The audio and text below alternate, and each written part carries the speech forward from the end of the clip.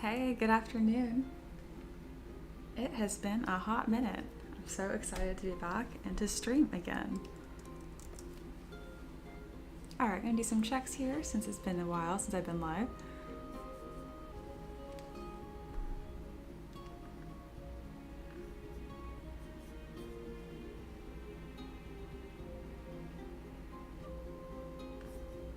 Alright, we're looking good. Let's get started.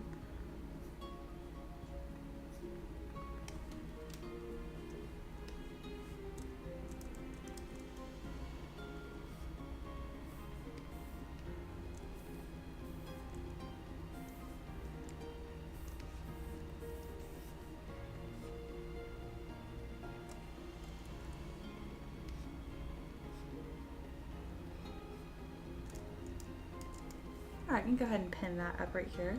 So I have a slightly different workflow than I had last year. I recently got Character Creator 4, so Ricky actually does a lot of the posing. So whenever it's like monsters and stuff, I usually pose them myself, but humanoids like this will get posed by him later, which means you guys are gonna be seeing a lot more models per stream, which I'm kind of excited about. Good morning, Eric. It's always cool to see you guys come in after it's been a long time. I think it's my first stream in almost 2 months, if I'm not mistaken. So yeah, YouTube has added some new features and stuff. So there's now like a poll up there so you can vote for what I'm going to sculpt next on stream. Kind of as I mentioned earlier, there's a lot of changes to my workflow and you guys will end up seeing more of my work per stream now, which is kind of cool. So yeah. All right, I'm gonna wait a couple of minutes here, kind of let people filter in, and let's get some work done on this moth wing. I'm creating it pretty low poly and simple right now because I'm going to be adding this to my asset library as well. All right, I think that's actually a pretty good block out. So what I'm gonna do is I'm gonna poly group each one of these. What that means is I am taking each one of these subtools and I am merging them down so they're the same subtool. Changing the color of them is changing the poly group. And I can merge it all down to one piece, and then very conveniently, even though it's only one subtool here, I can select pieces really quickly. All right, I'm happy with that. Let's go ahead and append that in here and add that to our lovely character.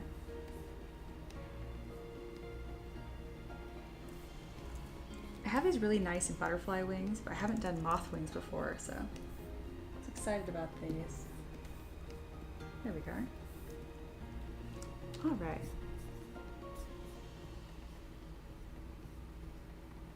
Let me brighten up my scene really quick too. Forgot to do that.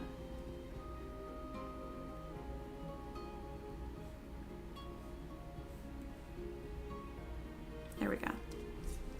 Okay. All right, let's get rolling. Eric asked, how was your holidays? They were fantastic. I actually flew all the way back to California, which was somewhat unexpected. Ricky had a death in the family, and so we flew out there, but honestly, it was kind of like that final nudge of like, we probably should fly home anyway, because we hadn't been home since February of last year, so it'd been almost a year.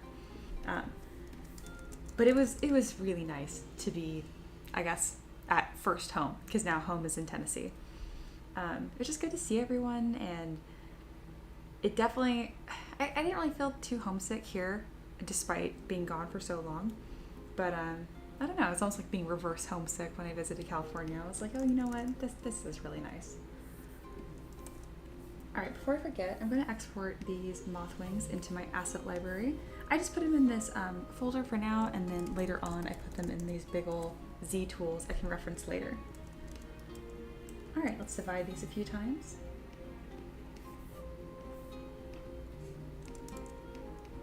And let's create a better mesh here.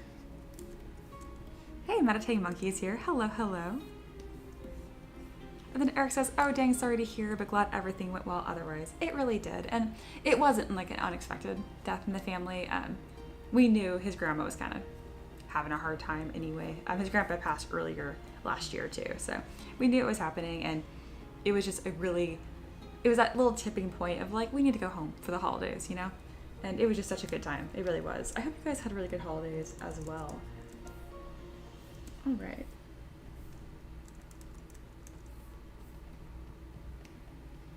All right, these are really, really thick by default because I just want to make sure that there's no 3D printing issues. And I like that I have these lines on here because it'll all catch paint really nicely. I don't have any of these like tertiary, like fluffy details that feel moth-like.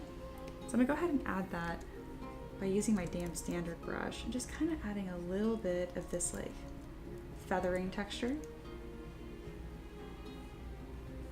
Be careful to not make it look diseased because again, it's like a pretty moth fairy. I'll talk about this character more in just a moment as we have people that are still filtering in here. Not that I mind repeating myself. I repeat myself all the time. I talk all the time. All right. There we go. It's kind of like that bit of that softer texture I was wanting. I mean, these are really high poly, so I'm gonna go ahead and bring this down to way under 1 million. Eric says, yeah, I didn't have the bad of holidays myself. I'm really glad to hear that. Honestly, I get a little, as I've gotten older, I've gotten a little grinchy around the holidays. I don't know, I feel like there are just a lot of interruptions. That sounds terrible. But like we have them all back to back. Like it's Halloween, Thanksgiving, and then Christmas and New Year's. And it's all within like 3-4 months. But we have an entire year. I'm like, could we have not spread these out? I mean, I know we have like 4th of July and stuff or whatever, but for me, like Thanksgiving, Christmas have always been like really big, non-optional holidays. Non-optional, you know what I mean? Like you can skip like, I don't know, Valentine's Day or St. Patrick's Day, but you can't skip Thanksgiving. So, I don't know. I'm glad it was a relaxing holiday, but I was a little over it, if I'm being totally honest. So I think that was another reason why being in California was kind of nice because it was like a little bit of a change. So yeah. And then Eric says, well, I mean, a disease or zombie fairy would be a cool model for sure. It would. That'd be a great request. Speaking of, I should talk about what I'm doing and what's going on here. So our last stream was so long ago. It was actually, I want to say the beginning of December. I didn't stream at all in January. So what I do here is I take requests on people that support me on Patreon and I bring their requests to life. And a lot of times they request stuff like their D&D characters or like their big back evil guys, that kind of stuff. This character specifically is like this really beautiful like nature spirit. But I've sculpted her before. She's actually undergone a transformation. I don't think I have the original up. But she was a demonic druid. But since then she has like she went through some sort of like process where she's officially, there's no demon part of her, or I think she has like the illusory spell right now. So this is the form that she presents to the public. So there's no demon tail, no horns. And she actually has these really beautiful like moth-like wings and just an overall really sweet, wholesome appearance. So that's what we're working on today. I'm gonna get this all the way up until posing, and then that gets sent over to my husband to pose in Character Creator 4. So that's what's going on right now. This is mostly somewhat done, so if you just joined in and you haven't already, make sure you vote in the poll I have in the chat. That's here, I think. It depends where you have me on your screen. Somewhere on the screen. Wherever the chat is. At the top will be the poll. I'm gonna make both of these models no matter what, so don't worry if you're voting for one. I'm gonna make both. They're both requests on Patreon. So people have paid for those, they're happening. But you can pick which one you wanna see first. So yeah, we have a Cursed Mermaid and a Storm Sorceress, which is actually a Hathrin Sorceress, but I don't mess with official D&D IP, so I will call it the generic one, so Storm Sorceress, but really it's a Hathrin. So yeah, I see a lot of you guys have already voted, so thank you. Oh, we're pretty half and half. Yeah. All right, I kind of missed some chat here. Slipstream is here. Hi, I think that you're new. I don't recognize your name, so hello and welcome. Slipstream says, I feel exactly the same way. I kind of wish it was every other year or something.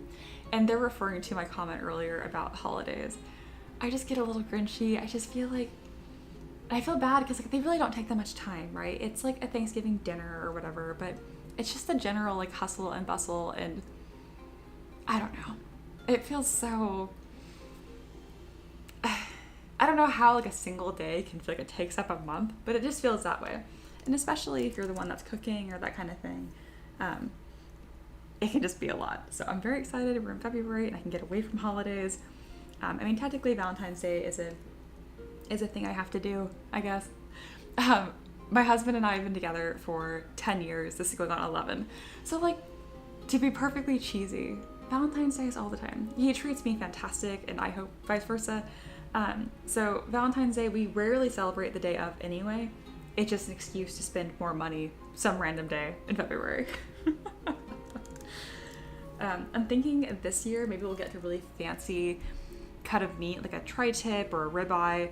I got him this meat thermometer for Christmas, so he's already a really good cook, but he gets like shy buying really expensive cuts of meat because they're expensive, and if you ruin it, that can feel bad. But I'm hoping this meat thermometer will give him a little bit of confidence to buy like really expensive cuts of meat and then not worry if it doesn't come out perfect, because you can blame it on the thermometer.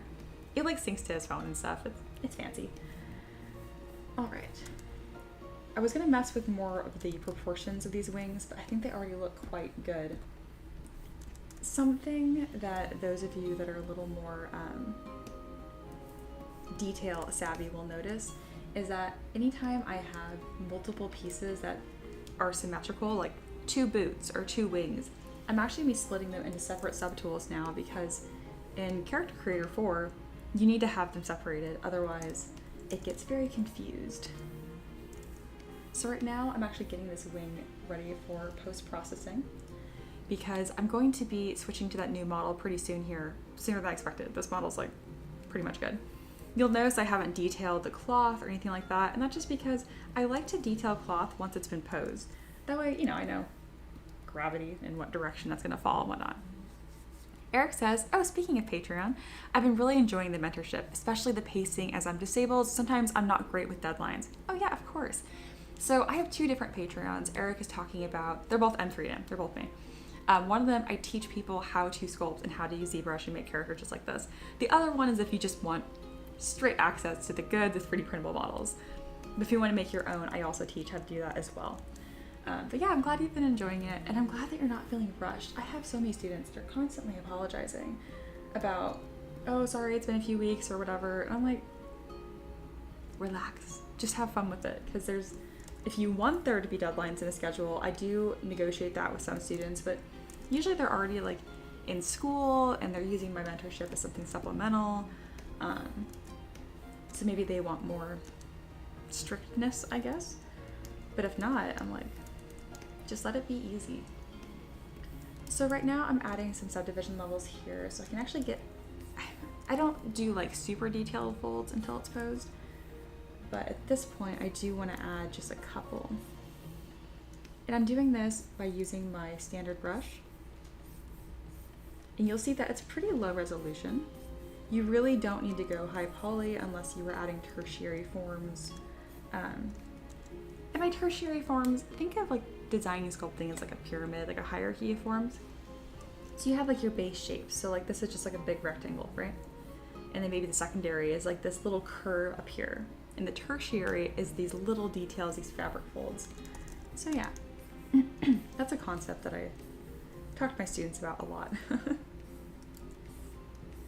And it's funny because I have pretty good fundamentals when it comes to sculpting, and recently I've been trying a lot harder to brush up my 2D skills, like drawing with like a pen or a pencil, and it does not come naturally to me at all. Like if you guys saw like my 2D drawings, you'd be like, oh, those look really good, but like compared to like my skill level at 3D, it's not even close.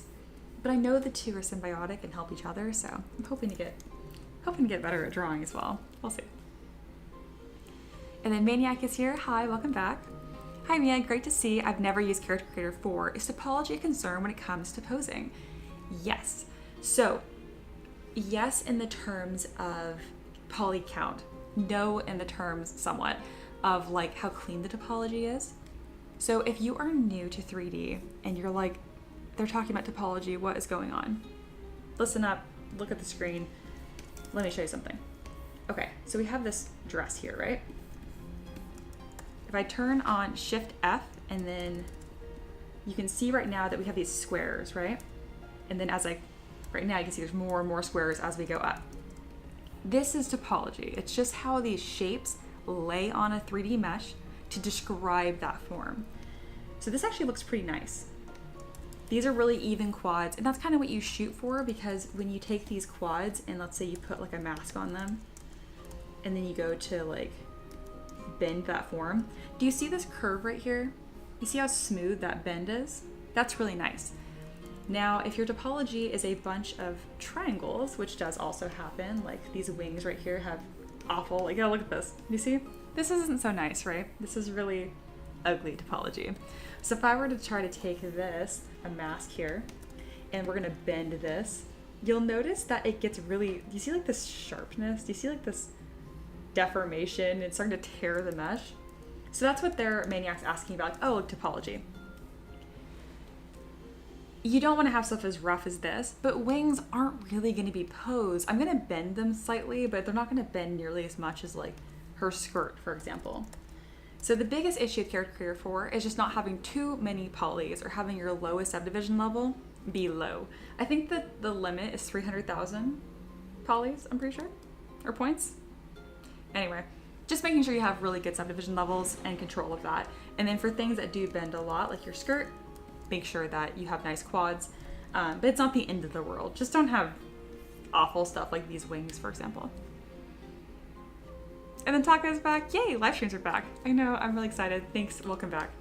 It's nice to see all the familiar usernames and stuff.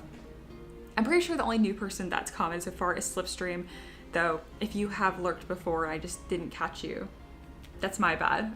I was an RA, a resident advisor in college, and pretty much like a mini hotel manager during the summer. So like I take learning names very seriously, but it's been a challenge on streams because I don't see your faces, obviously. And like 90% of that recognition is through your name. So I really combine like your username with your like profile picture.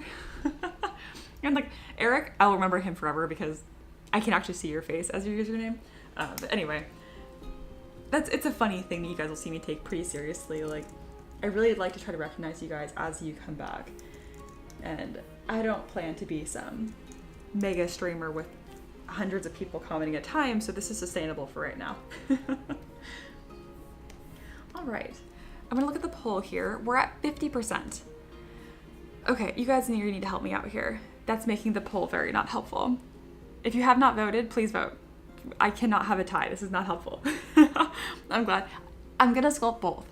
It's just which one I sculpt first. I guess the question was a little confusing here. Notice, what should I sculpt next? And then Maniac says, got it, thanks. You're welcome. And that's in reference to Character Creator 4. Oh, I'm getting out of breath because I'm so excited to be back live streaming, and thank you. Like, it's hard to explain like how awkward it is to start a stream you haven't streamed in a while.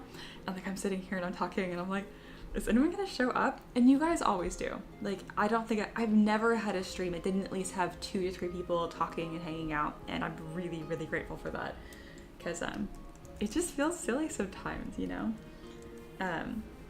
But honestly, I don't mind it. I have my AirPods in. I'm always listening to like lo-fi music of some sort. Usually a video game lo-fi mix. Like right now, I'm listening to Animal Crossing. And that's pretty much what I do, even if no one's here, too. I just don't talk out loud. But I do have a pretty chatty internal dialogue, too. So it's really not that odd if no one shows up. I'm just very grateful that people always do. That's what I'm trying to say. All right, I don't think there's too much more I need to add here. Maniac says, did you used to have multiple tiers in M3M Learn, or am I imagining things? You are correct. I used to have multiple tiers. I recently reduced it to just one because this is super embarrassing. Okay. I am very savvy when it comes to like taxes and rules, but when it comes to business, I'm not a very good businesswoman. I'm okay with being upfront about that. My husband handles a lot of that because I over deliver when it comes to business stuff. Like long story short, I had to get rid of most of my tiers for my M3M mentorship because my students that were paying for less, I realized I was like giving them all the same benefits as the same people that paid more. I had like 10, 20, 30, 45. Now I only have $30 per month. because again, I would over deliver, which is like bad business. Like you don't want to like smother people with stuff they didn't pay for. So I decided, okay, I'll split the difference. I'll do a $30 mentorship per month, and then I can spoil every student as much as I want and not have to worry about holding back, I guess. So yeah, that's what happened there. Speaking of, if you're interested in learning how to 3D model and you want to know what I'm talking about, bam, let me put that in the chat. There we go, that's clickable. That's my mentorship program. Again, I own both Patreons. There's 2 floating around. There's one for 3D printable models, and there's one for mentorship. Alrighty. That's funny that you asked that. I don't think I've had to answer that yet. Okay, Storm Sorceress is barely winning with 54% right now. Okay, that's exciting. And I can show you guys a little preview here.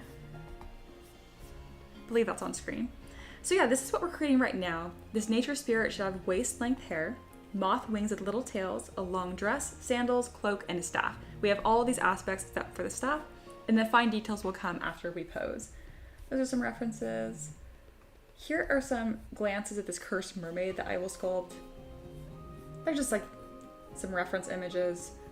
And then here's that storm sorceress. This is what was provided from the requester. So again, this is Catherine. And I'll have a mask, which is kind of interesting. There's just some aspects I have there of what I want. And then some sort of ornate, fancy mask. So yeah. Taka says, $30 is actually way less than I expected. Maybe something I'd pick up once I have more free time. Oh yeah, of course. Yeah, I price my mentorship as at $1 a day because I've noticed I'm a professional in my industry, but like I don't do animation and stuff. And I noticed a lot of like artists that offer mentorship, it's usually like a package deal where it's like $700 for a few months. And that's not, most people have that much money. And I want something that's more flexible. So let's say like a month goes by and you weren't able to take advantage of it very much. It's not going to feel as painful at $30. Like I definitely, it all balances out. I definitely have students that they get their $30 worth in a month, but then they'll take a few months off, and that's totally okay. I'm super flexible, and I don't mind really adjusting to what each student needs. If you guys have more questions about that, just let me know, because I know when people hear mentorship, like it can mean a lot of different things, and I definitely do things a specific way. But yeah, I'm really glad that you think it's a good price because it works out for me. And again, it really all balances out. All right, let's start getting this prepared for Character Creator 4. I'm still trying to get back into that live stream flow because I just want to talk to you guys because you're so fun. Oh my goodness. But first, Aloha's here. Hi, Aloha's one of my students. She's, I don't know if you're a girl or guy actually. I see flowers and I'm like, girl. Anyway, they. Aloha is fantastic. They have submitted some of my favorite assignments I've ever seen, so you're definitely my overachiever student. I love that. Aloha says, hi Mia, welcome back. As always, thanks again for taking time to read my assignment submissions through the busy holidays. Of course, they truly were a delight. Aloha actually sent me a really sweet message talking about how in the last month or so, like the mentorship has really helped them in their art journey. And I'm not, your message did make me tear up. I know my response to you was very professional, like, oh, I'm so glad to hear that. But like, in real life, I was like, Ricky, come look at this message. I was like totally overwhelmed. It was very sweet. It's a big reason, messages like that are why I do what I do. Not to hear praise, but to make a real difference in your mindset with you creating art. That's a very meaningful like impact in my world. So thank you for sharing that with me. All right, we're prepping this for Character Creator 4, and something I can check is I can merge visible, and so now it's only one piece. And I can see right now that it's way too many polys for Character Creator 4. So there's 2 things we can fix. One, let's drop all of these pieces of the model, so like the wings, the cloak, down to its lowest subdivision level. And what that means is like the low poly form of that. You won't have these by default. These will only happen if you have sculpted it that way. So if you look at the screen right now, look at her skirt right here. I can go high and I can go low. And you'll notice there's more detail on the high than on the low. That's all it means. So now that I'm on this low one, I'm gonna go back through and merge visible. and I can see that there are less polys now.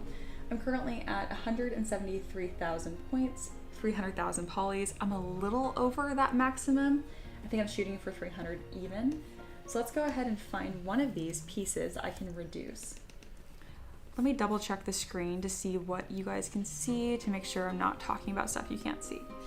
All right, you can see. So like right here, these subtools. So I'm just looking at this at the bottom. So it shows a picture of the subtool, and then underneath it, it'll show the points.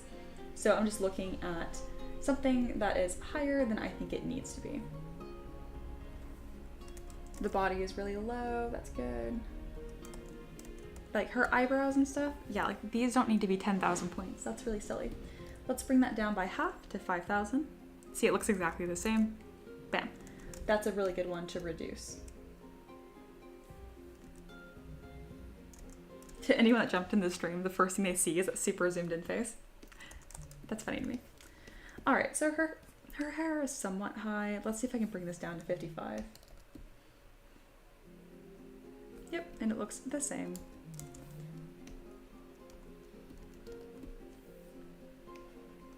Very good. All right, this is probably all ready to be sent over. Yep, I'm under 300,000 points, fantastic, or polys.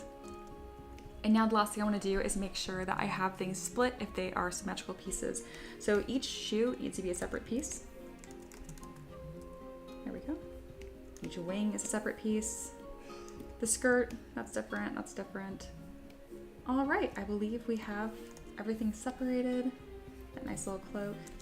And that'll be perfect for Ricky to work with. So let's go ahead and save this and upload. So very shortly here, I'm going to be ending that poll for either the Cursed Mermaid or the Storm Sorceress. So again, if you haven't voted, make sure that you vote. It's in the chat. Alrighty. Let's go ahead and save the Nature Spirit. I think that saved in the wrong spot. Yes, it did. It saved in here. Let's overwrite that file. Very good. Alrighty. I'll go ahead and upload that. But first, let's go ahead and put this on a higher resolution and then maybe throw a fun render on here. Some of my favorite default render sets are within Lightbox. There's two that I really like. Radial Overlay and Preview AO, which is short for Ambient Occlusion. So you just double click on one of those and then do Shift R on your keyboard, so R for render, and then you'll get a little fun something coming up. There we go. This one just kind of looks blindingly white, but I guess it's fancier than what it was before, yeah?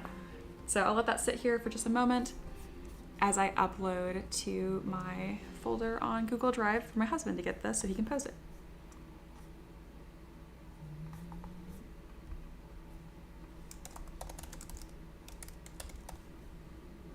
Can I spell spirit? Yes, I can.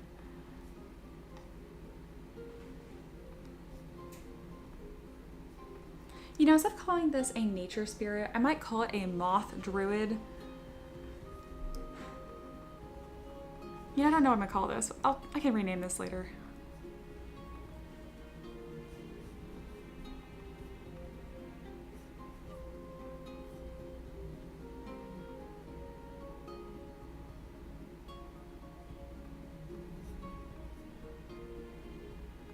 All right, that is all uploaded. Fantastic.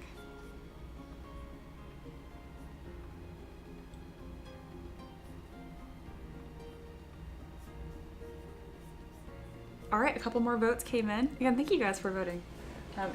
It's nice to kind of like be surprised by knowing what I'm gonna work on next. Alrighty.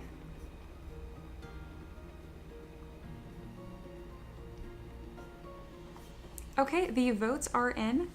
We have 57% of you voted for the Storm Sorceress. I'm gonna go ahead and end that poll, and that's what I'm gonna get working here.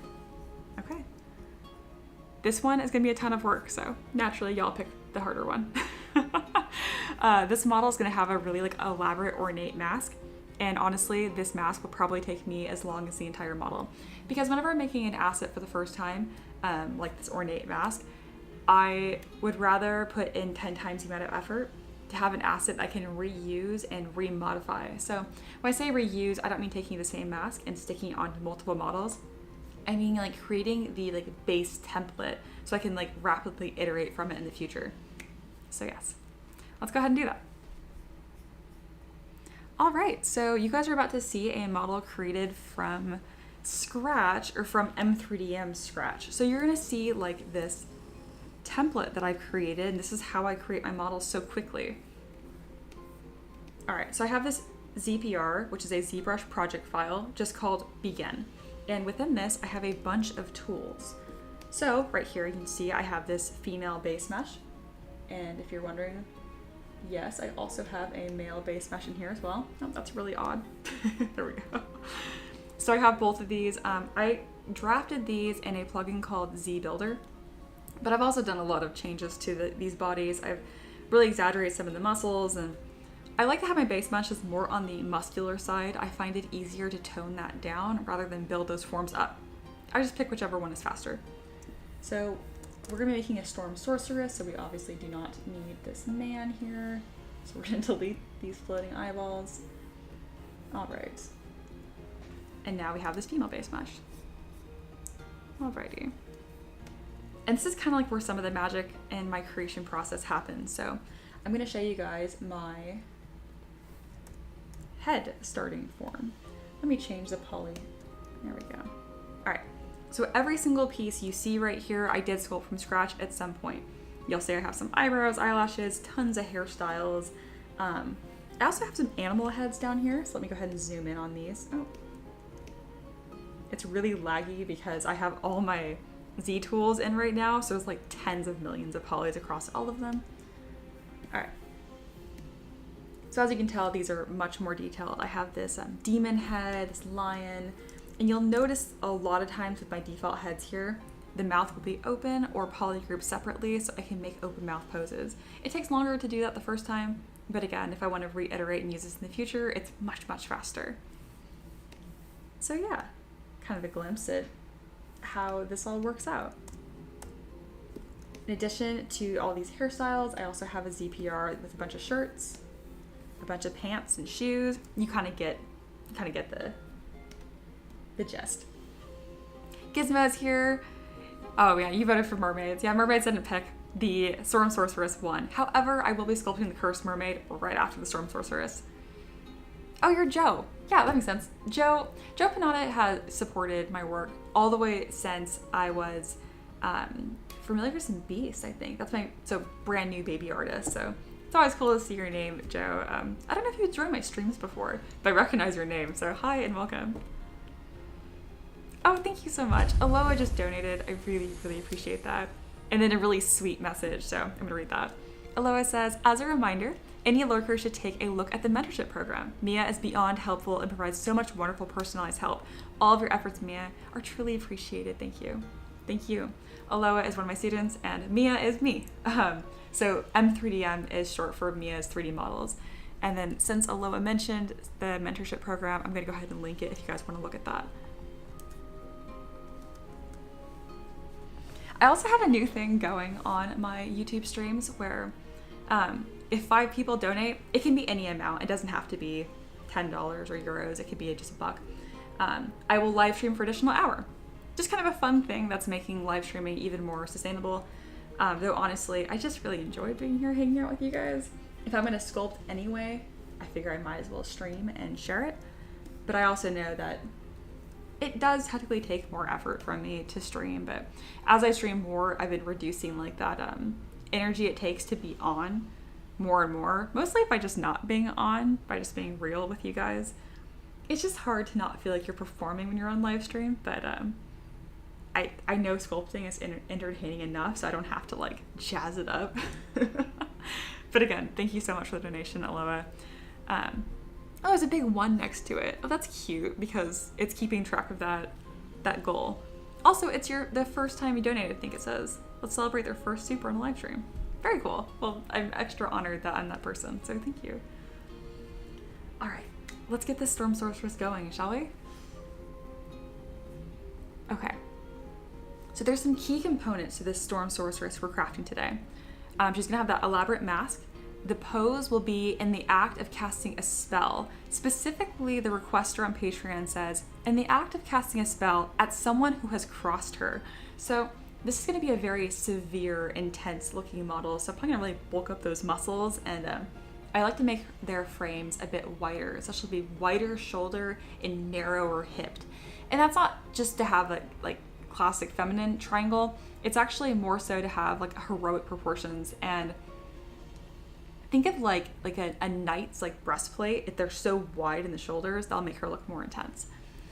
All right, she'll have long hair that's whipping up, not by the wind, but mentioned by her own like magical aura, wearing robes, perhaps a small spell book and some pouches on the belt, and a staff in one hand. So yeah, let's go ahead and do that. First things first, I'm not going to be super concerned with the facial features here because we'll be putting a mask on them. What I will be more concerned about is putting some hair on her. We want long, dramatic hair. So let's pick a hairstyle that has the most for me to work with. I think I'm going to do this one that has the center part with these two large, kind of like side bang flaps. That's going to give me a lot to work with. So I went and appended that in, and then now I can roughly position this. As I go through my asset library here, I'm pretty quick with just grabbing pieces and throwing them on. We're in that early like concepting phase. I don't want to give her a hood or a cloak or a hat. I might give her a collar just to make this these robes seem more interesting and severe. So I'm gonna go ahead and throw that on. That's something fun about the asset library that I've constructed here is I can really like quickly iterate different forms and silhouettes and really just play with that and not feel like I'm too committed. It's kind of like sketching, but in 3D. So I'm gonna throw that on here. I know you can't super see it right now, but I'll come back to it later. And I don't think I need any more pieces from here. Right now I'm looking at these more ornate pieces. Like, this is kind of interesting. It's a helmet. I mentioned I don't want anything on her head, but maybe I think something about this feels storm-like to me. I'm not sure why. So I'm gonna go ahead and append that in here as well, and I'll come back to these forms and kind of just keep those in mind. All right, let's move on to a breastplate of some sort. I know right away that this spire in the center of her chest is really going to resonate some of these forms that I want. So let's go ahead and bring that in. I originally designed this bodice right here for my 7 Deadly Sins project. So I created 7 Deadly Sins, and this was for Pride. I spent a lot of time designing Pride because I think of all the sins, if the one that I identify with the most would probably be Pride, which I guess is better than the other ones. No, they all have problems. Anyway. Yeah, throw that on there. There's some other interesting forms.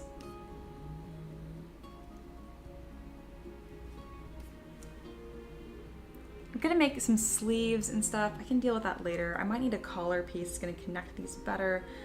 But again, I have no problem sculpting stuff from scratch. So I don't want to force any of these to work if they don't want to work. No cape. I don't want that distracting from this epic hair we're gonna design. All right, she is gonna have robes, so I do want some sort of skirt. I like this one with this rough edge here. The problem is I don't think this mesh is very workable, so I might need to recreate that one. We'll see.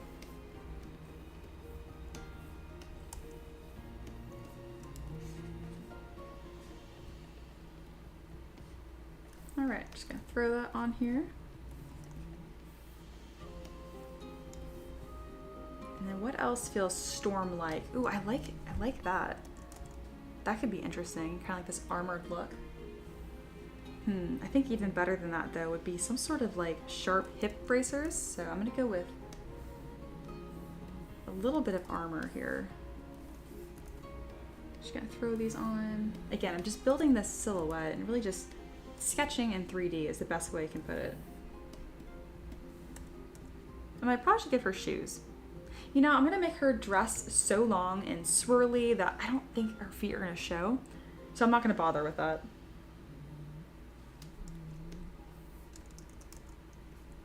Any belts and stuff I'm gonna create from scratch, so I'm not pressed without that. All right, I think that's it. So these are all the pieces that I have grabbed from my asset library, and you'll see we're much better off than where we started even like 5-10 minutes ago. So now is the fun part. We get to kind of start exploring these forms and figuring out how it's gonna best represent this character. Aloha says, before becoming a student, I never was interested in clothes, but now I find myself staring at random folds and appreciating complex designs on dresses I see. Excited to see what you do for this model. Me too. You know, when I tell people what I do for a living, I'm like, oh, I do 3D printing and design. And then if they seem interested, I'll be like, oh, it's for like fantasy models and D&D minis. And if they still seem interested, I'm usually like, I'm honestly just a glorified fashion designer. That is what I spend all my time doing, finding silhouettes. And I love watching shows on Netflix like Project Runway and Next in Fashion, because all they do in the design process is talk about shape and form and silhouette. So that's really what I do. All right, so let's go ahead and make sure she is not falling out of her skirt. I'm gonna grab that move brush. There we go. I'm also gonna change the stance on her a little bit. This wide leg stance is gonna make it difficult to find that silhouette with the skirt. There we go. And I know I like this thing I made. This is actually also for my 7 Deadly Sins project. This one was for greed. So right now I'm removing any of these pieces that are not, it's part of the helmet and I don't want that. Because I'm probably not gonna use this as a helmet, if I use it at all. Again, I just saw this and I figured, I might be able to use this. I'm gonna go ahead and center this piece. And then mirror and weld it. I just find it easier to work with a symmetrical piece. All right, got this interesting thing here. Usually I really obsess on finding my primary forms first before I start experimenting like this, but I can't help it. This is such an interesting piece. And I think I could even rope this into this half mask I'm gonna create. Oh yeah, this is gonna be cool. This might be her mask. It's a little ridiculous because it's so elaborate, but I think that's fitting. I'll need to be careful with these dots right here because they're kind of drawing attention as if they're eyes, and that's gonna look scary.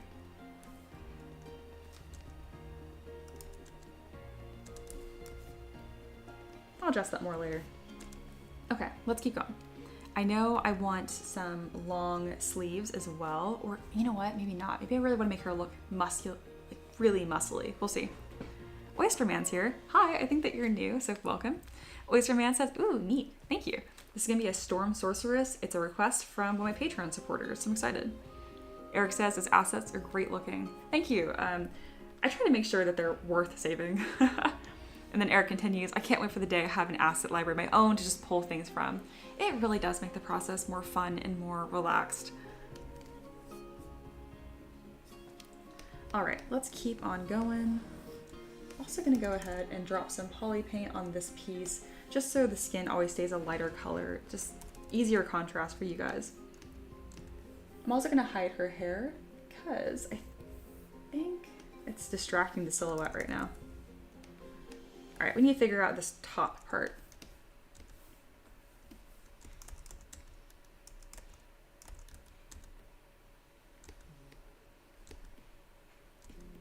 Right now, I'm just making sure this actually fits her body better. As of right now, if I turn on transparency, you can see there's some clipping and then it kind of just like sits on her. It's not very, what's the word? Flattering.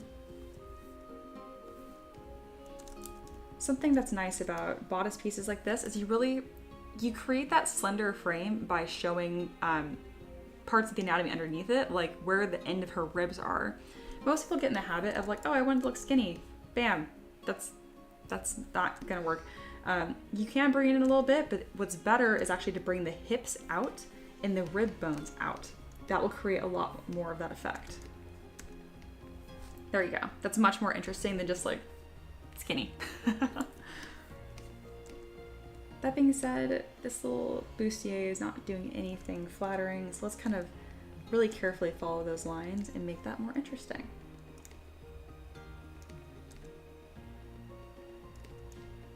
For this very like strong looking character, I especially want to make sure that I don't take too much away from her waist. I really want her to look full-bodied and strong. Okay, her lats, which is these back muscles, are actually kind of like outrageously big. So we're gonna like, that would take some serious time in the gym to get these gains. Again, I like to start with my base meshes being more on the muscular side because it's easier to tone that down than to build those forms up accurately. I do like how strong her back looks. I'm gonna keep that. And then I think I'm gonna keep her arms bare, but I'm gonna figure out something to do with this collar situation. How do I want to incorporate this? I don't even know why I'm so set on this collar. I know this is going to be a really interesting part of this design.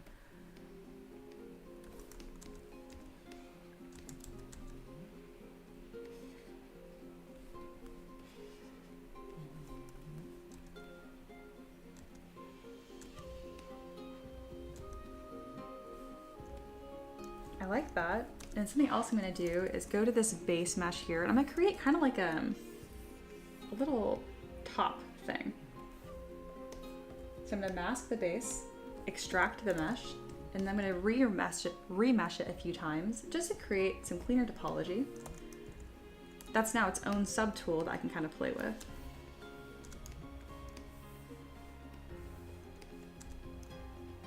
There we go. And that's going to be like a nice filler piece to figure out how to attach this collar. There we go. That way it's not just like a floating collar, not attached to anything. Oystermen ask, what program do you use? This is ZBrush. And they continue, she is a sorceress of gains. Yes, she's gonna be strong looking.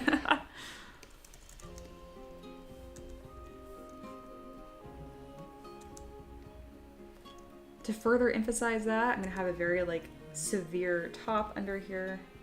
Here we go. And as cool as this collar is, I want to make it work. I can tell that it's not working, so I'm just gonna delete it.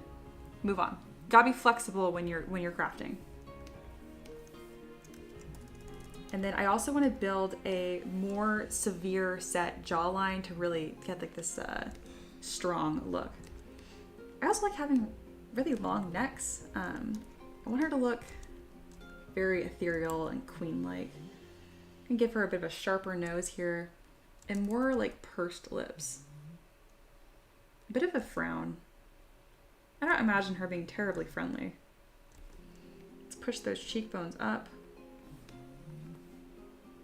Making that jaw a bit more severe, but a mistake I see with my students a lot of times is they make the jaws look like this. Your jawline is not actually this exact base right here. There's like a squishiness to it. It does bevel right here. So you can kind of like, you can carve it out, but you're gonna carve it out from the ear like that.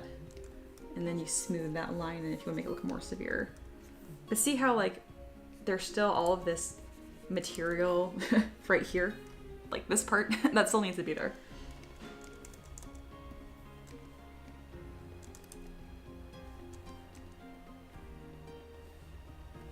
And I can move that jawbone up, but you'll notice I'm not taking away material, I'm just moving that like bony landmark up.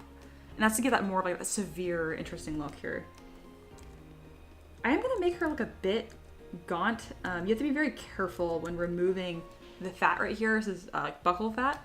A lot of celebrities actually get this cut out, which is funny because it makes them age terribly, because you want like fat on your face to have that youthful look. So I have to be careful to not make her look like a skeleton when I'm doing this.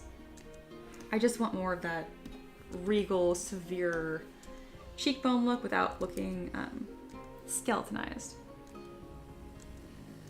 So I can also bring these cheekbones out. Push her nose down just a touch. There we go. Got some more interesting forms here, and let's see if I can do a little before and after for you guys. There we go. So this is her face before, and then this is her face currently.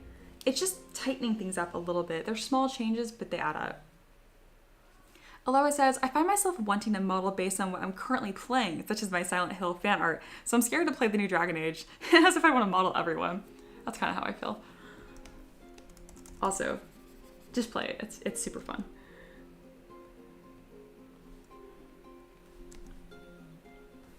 I'm low-key thinking of Vivian as I sculpt this from Dragon Age Inquisition.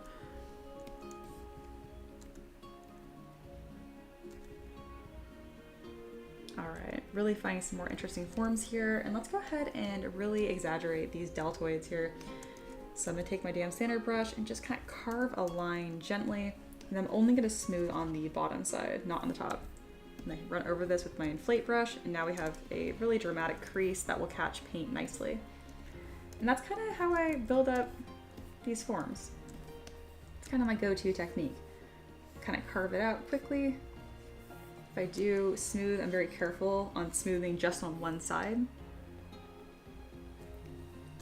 then this is the bicep, which is really odd. It really sticks straight out. So you'll have this really concave flat area underneath.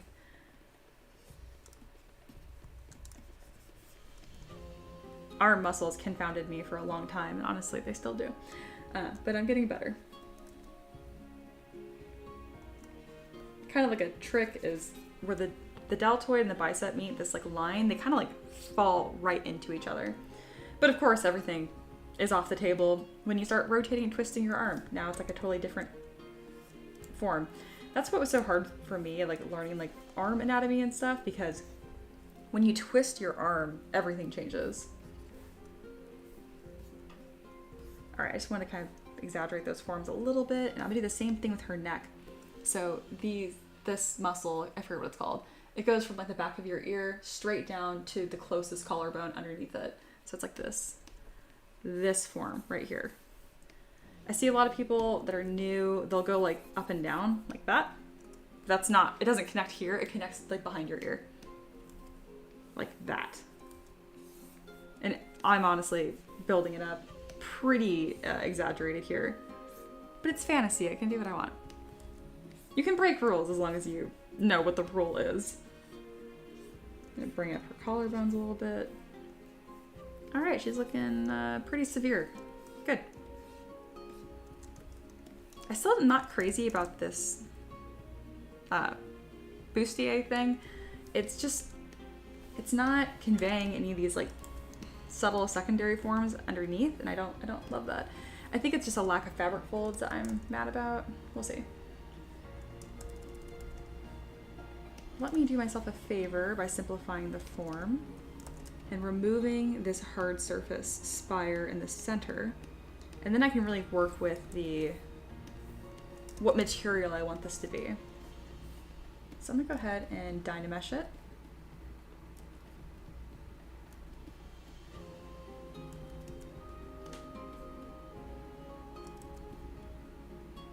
There we go.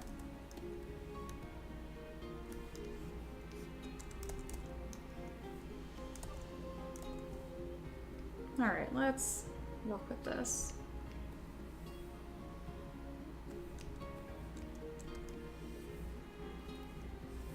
So right now I am kind of just finding where are the forms I'm not happy with.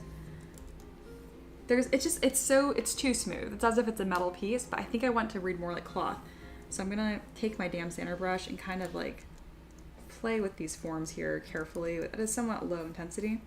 And it's actually gonna achieve this effect where it's gonna fit her body better and be more visually interesting to look at the same time. Again, I don't wanna lose where the end of that rib cage is. Okay. Good. I'm also gonna hide these hip things so I don't lose track of where I'm at. There we go.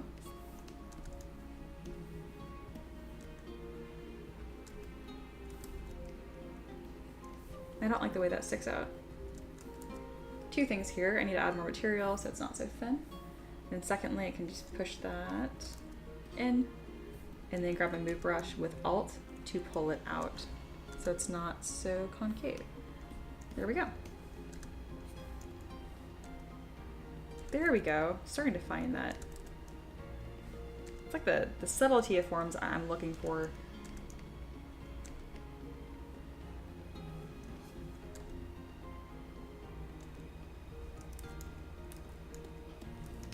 And then this is missing its ring in the center, so let's go ahead and duplicate that form.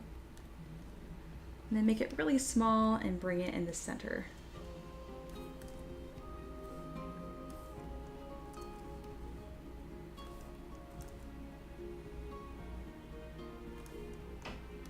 There we are. Let's make this larger. Really as large as I can go without it looking ridiculous.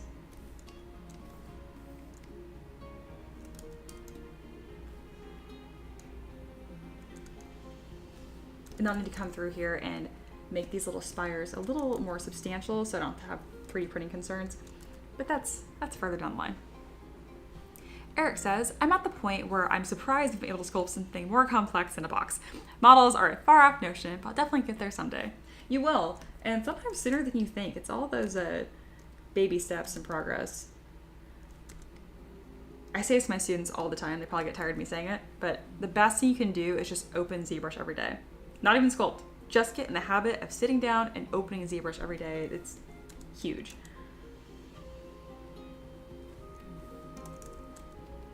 All right, I like having something here that's interesting. I don't think it's gonna be this star spire thingy, but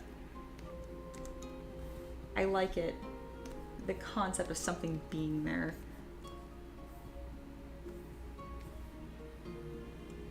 There we go. See, that's the rib bump I've been trying to find. I finally found it. Hey, Taylor's here. It's been eons. It has. I didn't stream at all in January. I did the last half of December because of holidays, and I kept getting sick. So, there was that. All right, we have enough of an interesting shape here that I can go ahead and pin this at the top. I like to kind of like make a storyboard as we go.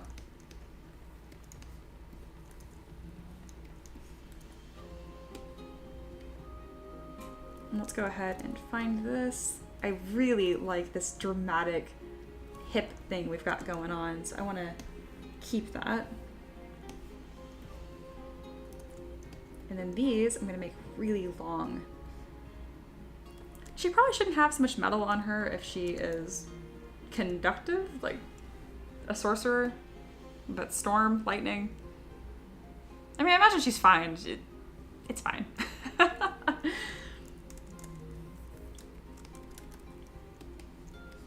All right, I need to shape these just a bit more. So the way I was able to transform these hip decorative placard things, that's what I love about being careful with my asset library. So again, we went from, this was the default mesh, and I was able to transform them into something totally different rapidly. And that's why I'm very careful in the way that I construct these. She definitely needs like a center tabard of some sort. Speaking of, tabards are really easy to make. Tabards are that little center piece of cloth or whatever. You can just throw a rectangle in there and then add some fabric folds and trim, and you're done. Tabards are one of those things that I don't really put in my asset library very often. I'm not worried about saving seconds at a time, you know what I mean? All right, let's make sure that these are fitting everywhere. Let's tuck that skirt in.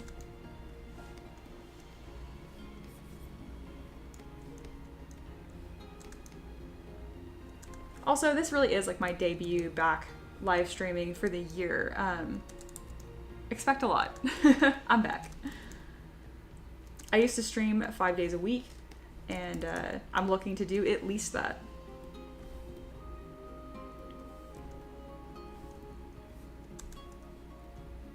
Man, that strong hip. I really like this. This is reminding me of, oh man, you know what I'm thinking of? Thinking of Urbosa.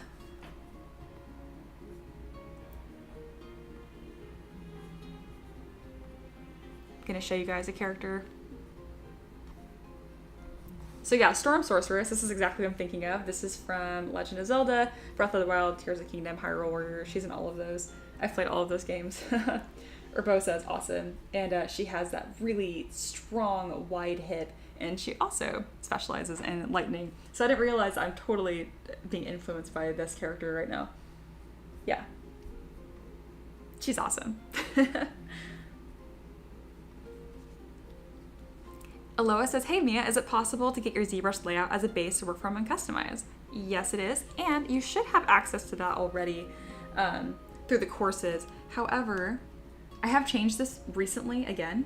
So what I'm gonna do here is I'm gonna click Save UI, go to my downloads. I'm gonna title this for Aloha.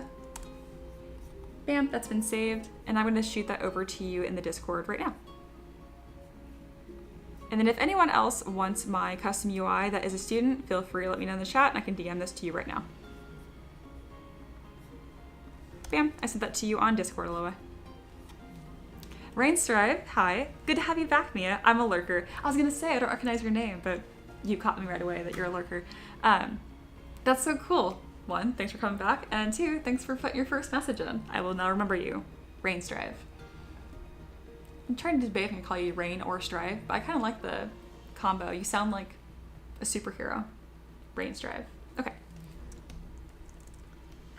All right, let's keep this on going. So I don't want to show her feet because I have to give her shoes, and I hate doing shoes. So let's make this longer. Every time a student asks me how to sculpt shoes, I die a little inside. I'm like, can you just give them longer pants? I'm like, I'm a professional. I need to teach them. But if I didn't have to, I wouldn't. You know, that is one of the reasons why I enjoy teaching so much, because my students remind me of things that I have to still be good at and I have to learn, like shoes. All right, we're gonna go ahead and hide those feet. No. I also like the idea of her having kind of like this odd floating look too. There we go.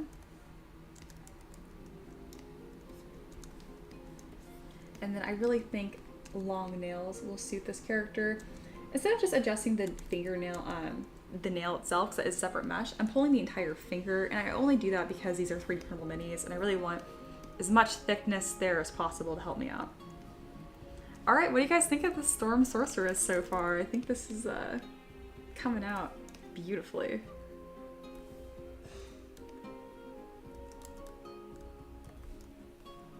I'm really not sold on this gem thing I have here. So I'm gonna show you guys this decorative brush I bought quite some time ago. I think it's from JRO.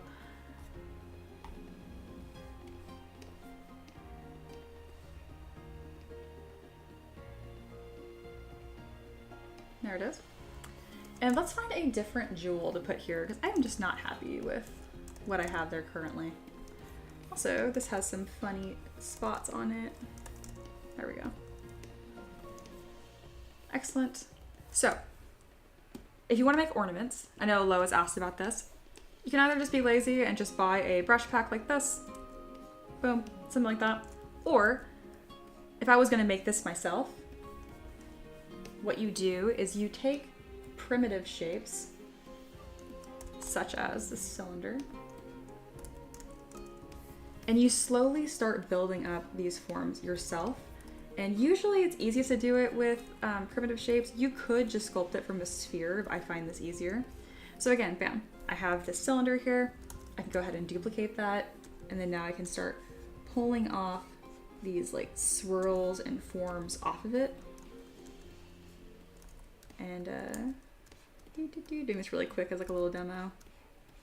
Bam, I now have a really low res, lame version of this exact same thing that in like 10 seconds that you can build upon. Or my favorite, I just got a brush that did it for me because I was like, the details are just not the heavy lifters here. You really want this interesting silhouette. You want that meat and potatoes, you know, like you don't just eat gravy by itself, right? Or just like pepper by itself. It's on something. So always go back to your hierarchy of forms and make sure that you have something that's worth complementing and building upon. Yeah, I like this much more. That's so much more interesting. I like the spiky spire thing I was trying to build, but again, if it's not working, delete, start from scratch. Don't keep reworking your mesh over and over and over again. It's not worth it. Ricky Hoover, that is my husband, and the other part of M3DM. Ricky says, thank you so much for tuning into our first returning live stream. Oh, he has a code for you guys. There's 50% off my first month of Patreon using discount code M3DM is back. That's awesome. Let me go ahead and put that link in there again so it's clickable. It's also pinned at the top. Well, sweet. If you guys were on the fence about joining my Patreon, that code M3DM is back will get you 50% off your first month. That works for rare and legendary tiers. Legendary is pretty awesome. That would give you... Legendary is what allows you to make requests like what I'm making right now. So for $7 right now, you can put in a request that I will sculpt on live stream and you'll get the 3D printable model. It's pretty hard to beat. If you have any questions about that, just let me know. I totally forget that we can do discount codes now. Thank you, honey, for putting that in here. Discount codes on Patreon are super new, so I'm hoping to spoil you guys with that more in returning streams. Because again, like, you guys being part of the live stream helps me in a lot of different ways, so if I can give you guys like little discounts and kickbacks, I would love to do that. All right, I want to find a decoration here that feels more electric. Yes, ooh, I have a vision here. Eric says the filigree trim on the bodice matches really well with her helm mask. Absolutely, I built that helm out of the same decorations brush.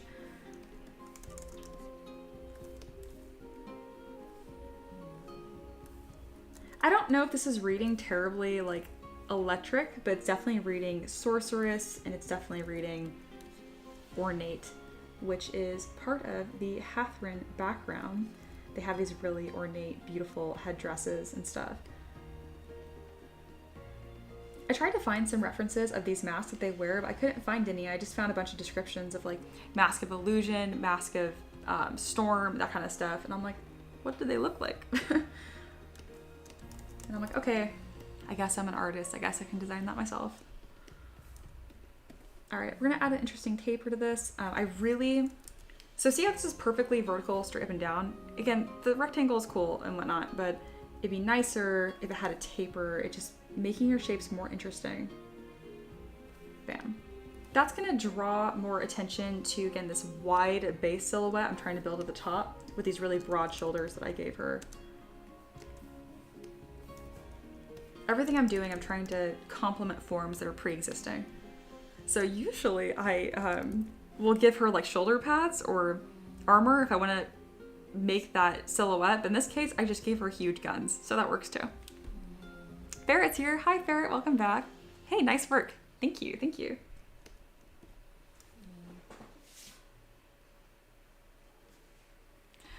Alrighty. So I need to drink some water and kind of take a small breather here for a moment. We have been streaming for 1 hour already. So thank you guys for hanging out and being here.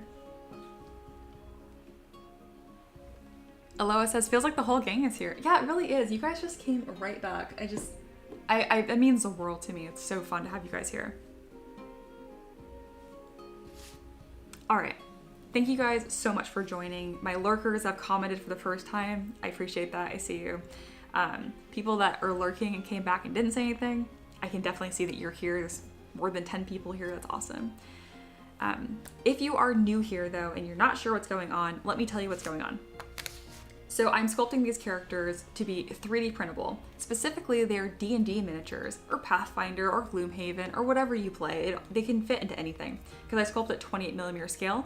Though these can be scaled to whatever you want. It can be 32mm. I've had people print these as statues. Like, you can print them as big as you want. And what I sculpt on stream is purely dictated by Patreon requests. So that's linked in the chat right now, at the top and at the bottom. And Patreon's a place where if you support me, you can then ask me to sculpt whatever you want. And I'm not gonna sculpt like, I don't know, Star Wars or Darth Vader, but I could sculpt a Darth Vader similar, like big bad evil guy that has dragon wings. You know, I sculpt high fantasy, grim dark, stuff like that. So that's what we're doing here. I sculpt Patreon requests. That is my bread and butter, and that is my full-time job. I've been doing this for 5 years, but I haven't been focusing on just requests until the last like 6 months or so. You guys lending me your creativity and like your vision has just been such a cool like symbiotic win-win, and I want to keep doing that for as long as I can do it. So if you want to be a part of that, again, there's a link in the description, and my husband put in a 50% off coupon for that. That's only active for like the next couple days. So yeah. If you do want to learn how to sculpt, that's an option too. That's M3DM Academy, and then that's also in the description. So yeah. Ferret says, I've missed watching art streams. I fell into some life changes. It happens, and I wasn't even here. I got sick in December, and then there was holidays, and I flew back to California for 2 weeks. For also those that are new. Last year, I moved across the country. I grew up my entire life in California, and then I moved to Tennessee, which has been great. I've got my horse on property now, and so I get to see him all the time. My dog loves it. It's been awesome. It's been really, really awesome. So yeah, thank you guys so much for being here. I'm gonna sculpt for another little block here, and then I'm probably gonna take a 15-minute break, but let's get some more done first.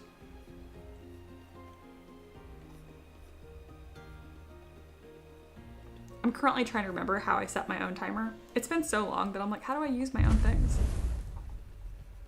I can do this. There we go. All right, we're back. Perfect.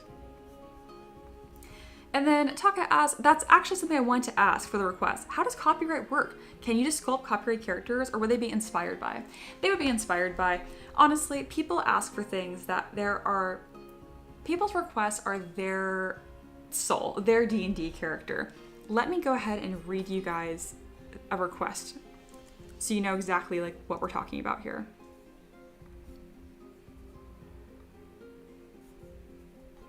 You know what? I'm going to pull up the request board for February. So if you did join Patreon and want to submit a request, this is literally where you would submit it to. So let's go ahead and look at this together for a second.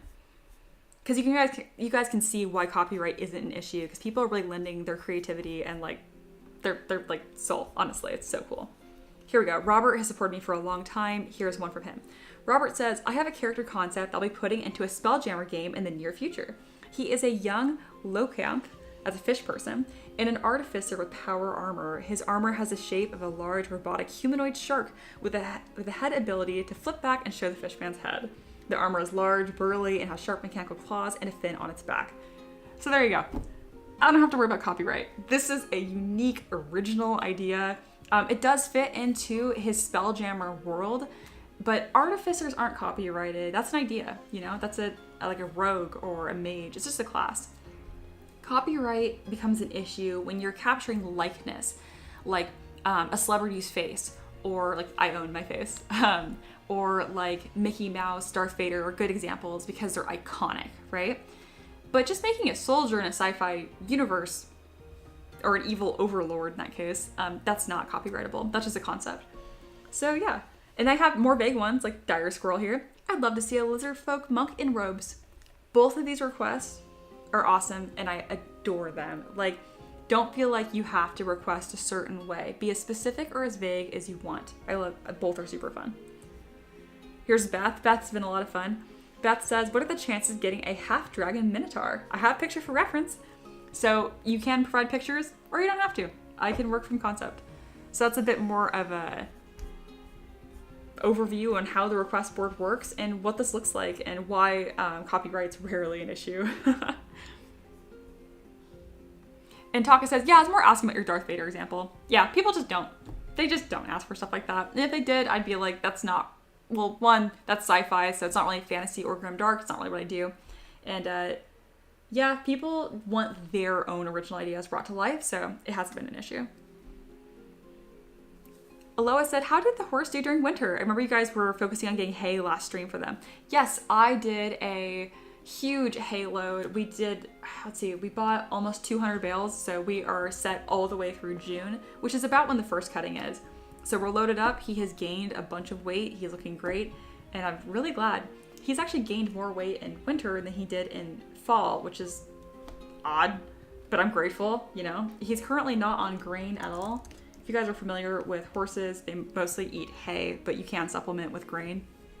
I had him on 8 pounds of grain at one point a day, which is outrageous. He got so skinny. Pretty much when he was in California, he would just stand in the same spot and mope in the same spot. And out here, he has almost an acre to himself, so he walks around all day, which is great. But apparently his little body was not used to burning the calories, and he lost weight like crazy. So we had to like figure out a different feeding schedule, which is really just feeding as much as he will eat. I don't ration his food at all. I'm like, all right, how much will you eat? That's how much you get. And that's worked out really well. All right, I want to extract an interesting trim on this, and I just had kind of like a vision of a kind of like a cloak, and having these sharper forms here will kind of convey this sorcery storm thing I want to show off. So to do that, I'm going to extrude a poly loop right here and on the side. There we go. Crease and polish. I don't like that this is not grabbing that end. Come on. So there's a tiny little arrow here that shows which side's poly it's extruding on. So there you go. There we go. I might need to reshape this. There we go.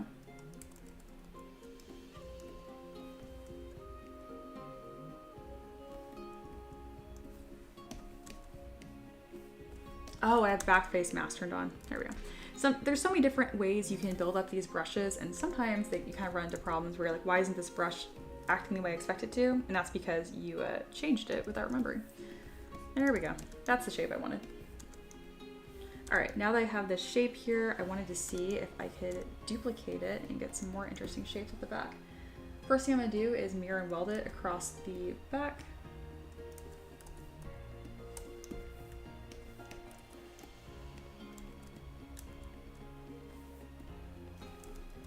I don't want there to be these weird seams though, so I'm trying to find where that middle line is. There we go.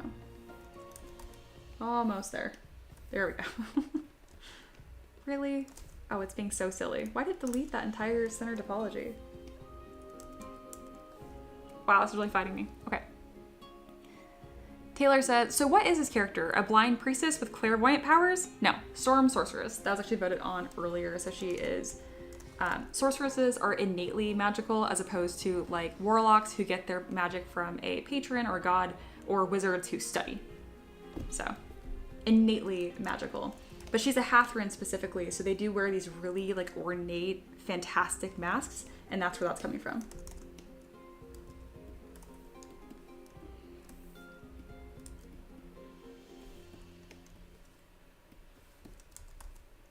When the topology is being really silly for no reason or randomly deleting for unknown reasons, something that you can do is you can just change the entire topology by using ZRemesher or Dynamesh. There we go. Yeah, it's being so silly. It's because it's really thin right there, and so it's having a bit of a meltdown. But anyway, once I get this shape working for me the way I want it to, I'm gonna go ahead and construct these on the back, because I think it'd be cool if she had some drapery. I'm also going to trim the top of this. There we go. Widen it up. Dynamesh again. And I can trim that top layer down.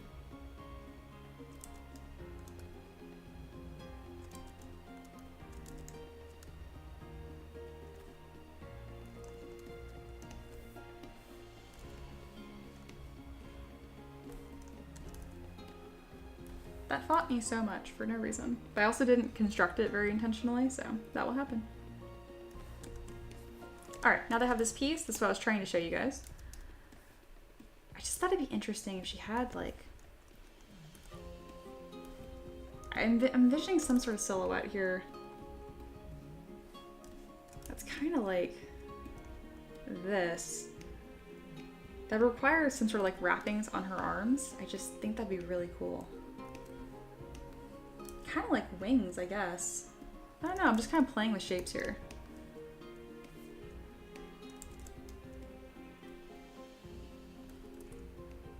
She's gonna have a very dramatic pose, so that could fit well. Let's go ahead and add some of these wrappings really quickly. I have to use mask lasso, and we're gonna kind of just like do a little scribble here. Slightly higher resolution. There we go.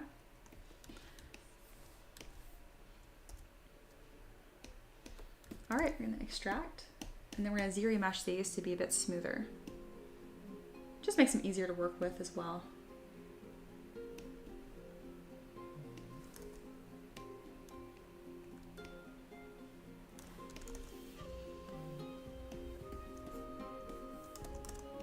There we go. Again, we're really just like playing with shape here and kind of figuring out what are some fun forms to work with while all still complementing each other.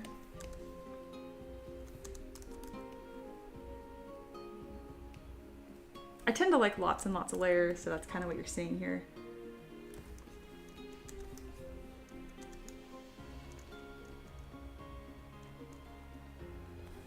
Beautiful. Yeah, this is looking really cool. All right. Ooh, Colby R. Adamson is here. Hi, I believe that you're new. Welcome. Hello, what do you think of making game-ready models? You know, I haven't had to do it very often, but it's just a much slower process compared to what I'm used to for 3D printing, because I don't have to re-topologize. I can just sculpt, quick and dirty, and export, and the product is done. So there's a lot more process that goes into game-ready models. You have the texture, bake your maps, poly paint, all that kind of stuff. It also requires a lot more than just one software. I'm just like a ZBrush pony, like one-trick pony is what they call it. And that works for me because of the field that I'm in. Taylor says, the only hate in my heart is towards the process of making game-ready models. I feel that. Colby also says, I feel that. We're on the same page. And then someone also new is here, Uno, hi. Aloha says, I gotta head out now, but hope everyone is well and doing good for the new year. Thanks again for the stream, yeah, and welcome back. Thank you, Aloha, for hanging out, and thank you again for the donation. I really appreciate it. All right, this has come so far. So on the left here, you can see that these were all the pieces I grabbed from my asset library to kind of get these initial shapes. And then this is how far we've developed those shapes. And I really fussed with this bodice for a while, and this is why. So see before how it kind of just sat on her body, but now it actually complements, and you can really see like the body underneath, which I know sounds silly, but that's what makes these characters feel tangible and feel real. And whenever it comes to doing like bodices or corsets, even if it's form-fitting, you really got to resist the urge to make it these perfectly smooth curves and really pull that rib cage bump out. That is huge. So again, breast curve usually comes down a little bit and the ribs are out. And then it can suck back in, but there are organs there. So resist the urge to take these bodices and just crunch into smooth nothing. I see this a lot, this like inner concave. Do not do that. And that's not even about being like body positive. That's just about what looks good and healthy and comfortable. All right. Beautiful. Oh, I'm so happy with this. She looks incredible. All right, so I thought that I would work on the hair a lot more, but I really didn't. So let's go ahead and work on that now. I suspect that these front pieces here, I'm actually not going to want. She's gonna have a very dramatic wind hair, like whipped back look. So I think I'm gonna want all of this hair to be behind her. Where did this whole model go? That was weird. All right. Let's go ahead and use a transpose line and pull these sections behind her. So whenever I create hair in like these bases, you'll notice that there are individual strands that I can very easily and quickly manipulate. I did mean to do that in symmetry though. We're gonna undo real quick, turn on symmetry, and rotate.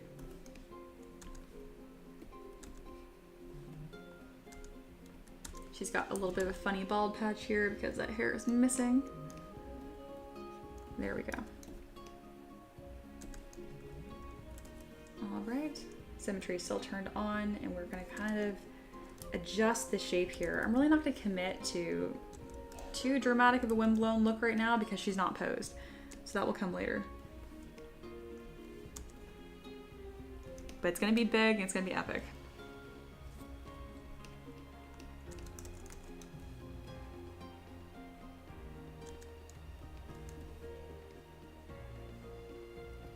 All right, I like this top half here. However, it's not very mask-like. Trying to think of how I'm going to convey that the best. Thinking, as of now, her eyes are completely obscured. I'd rather complement them as opposed to just hide them entirely. So, what if there's a way that I can set this up? Get the best of both worlds. All right, she's definitely not going to need eyebrows because we are not going to see them. I'm going to delete those and then bring this down.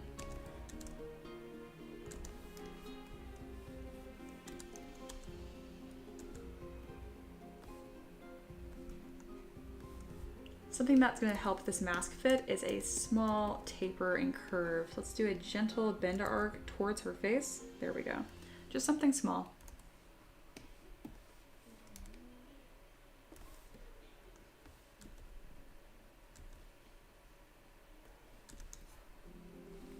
And then just kind of like a funny distortion right here. I'm going to smooth that in. Very nice.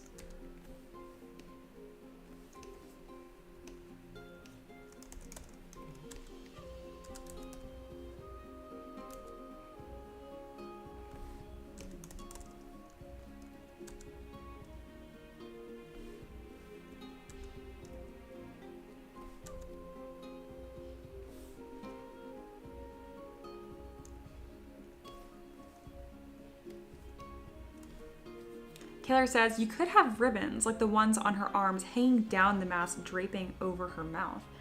Oh, be interesting. That kind of gives more of that like desert vibe that I think is happening here too. This model is turning out a lot more elaborate than I anticipated. That tends to happen on live stream. Definitely not a bad thing. It's one of the reasons why I like live streaming so much. I just do better work. I'm not even sure why. It's like a combination of you guys sharing your ideas and creativity with me, and then on top of that, just I think when I talk through my process, it invariably just becomes more intentional.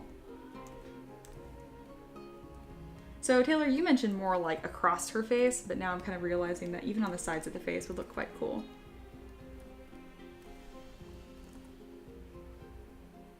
I'll need to make sure to make these fabric textured and be really careful with that.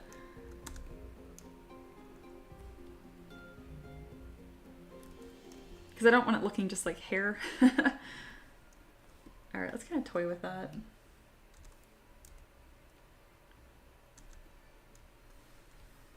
Hey, Nerd3D Printing is here. Hello. This is more helpful now that I know most of the basic tools, and at least an idea of what you're doing. Oh, I bet. Yeah, live streams are something that are so helpful for my students, but I don't advertise it as a perk for exactly that reason, because you're not going to experience any of the benefit of my live streams until you have been a student of mine for at least a month. So you kind of have found a hidden perk of the mentorship program. Like usual, Taylor, I don't think this is exactly how you meant for your suggestion to be implemented, but it's happened and it has made the model better. Let's go ahead and detail this little thing here too. To do this, there's two different ways that you can make this 3D printable. You can just click close holes, but it's pretty ugly and you're gonna end up with not the same shape. So what you should do instead is use dynamic. So dynamic, I lower this, make it so there's no subdiv, and then I add some thickness and I make the offset -100. I make it -100, that means that it's going to add thickness into the model, not away from the model. Because when it does that, it actually ruins the silhouette I just worked so hard on. So there we go. I'm making it as thick as possible without having goofiness going on like this. This is goofiness. We do not want this. We just want it to intersect the model a lot so that later down the line, when I remesh by union, it'll take all those overlaps and make it one nice, solid, watertight mesh, perfect for 3D printing. All right, this is not real. This is a preview, so you must click apply for it to be a real mesh. Now it is. I realize it looks exactly the same. That's something that trips up my students all the time. They're like, well, I sculpted on it and then nothing happened. I'm like, I know, because you didn't click apply. Sorry. All right, now what we're going to do is we're going to extrude a little seam on the side. There we go. We're gonna do the same thing on the inside.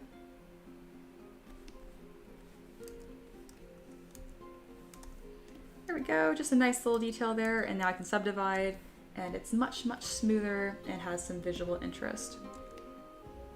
I'm gonna push this down and then maybe just like a little bit of cleavage. We'll see if I add that later on. This is definitely not the masked character he asked for, but it's so cool, I can't help it.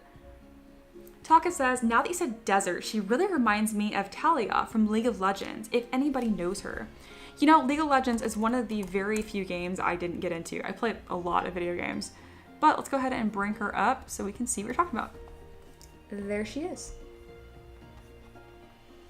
Yeah, I can kind of see that, absolutely. Especially with like the big shoulder look, you know. I mean, she's more slender, but definitely in the form hierarchy here, I can see that.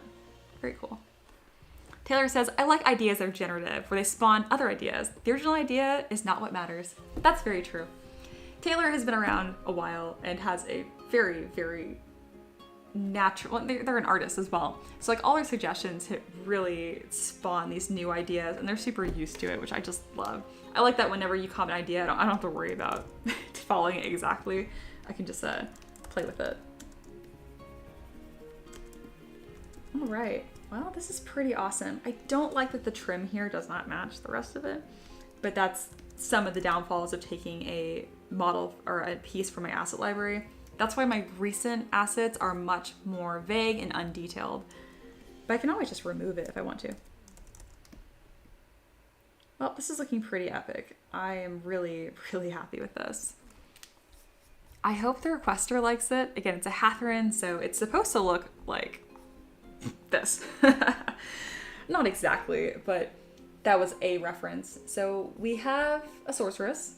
She is masked or crowned. I might make this more into like a straight mask, we'll see. She is wearing robes, even though it is a very fancy dress thing. Ooh, perhaps a small spell book and some pouches on a belt. Let's see if I want to. I don't think I want to do that. We'll see.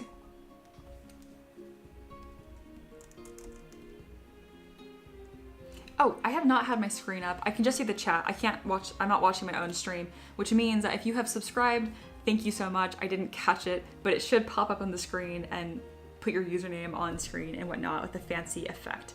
So if I missed you, I'm sorry, but my stream should have acknowledged you for me.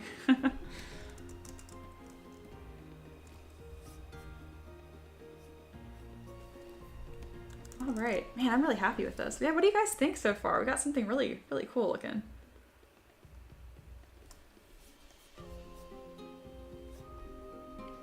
And she will have a staff, so let's go ahead and I can show you guys, if you missed the beginning of the stream, this is what my asset libraries look like. This is my asset library for weapons.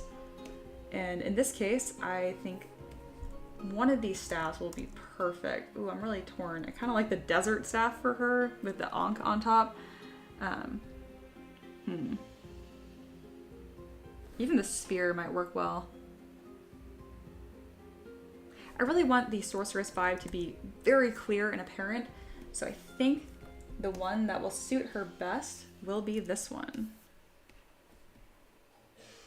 And kind of stretch that up more to really get a sharper look on top. So let's go ahead and do that.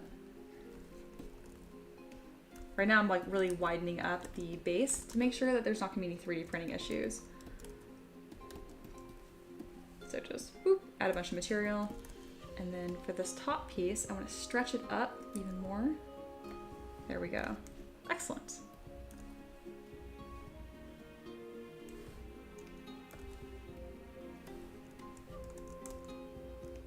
Very cool. Yeah, so this bottom skirt thing, it's cool. It's really not complementing the model, so let's go ahead and pivot, okay? What we're gonna do is remove this bottom trim entirely. I know it looked cool, so for those that were like attached to it, sorry, design's gotta change. The silhouette is what's complementing the best here, but that trim piece is weird, and it looks like she's floating. It's not really what I wanted.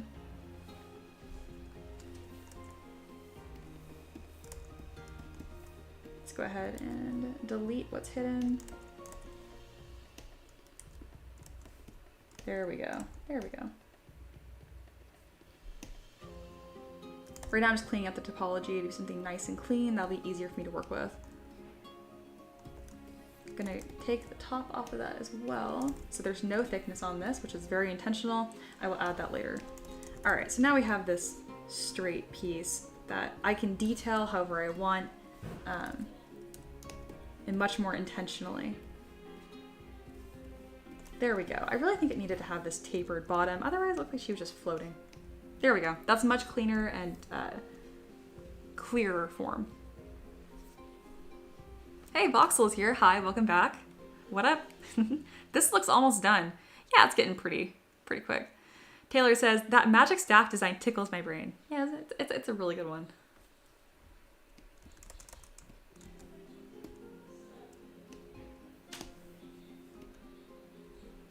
Well, this really came together quickly, didn't it? All right. I'm actually right about time for my break. Thank you so much for being here. This has been a blast. I am going to be back in 15 minutes, but first I kind of want to see if I can get a fun render on here. Usually radial overlay doesn't disappoint. It's a little on the bright side. To the point where I'm like, where are my lines?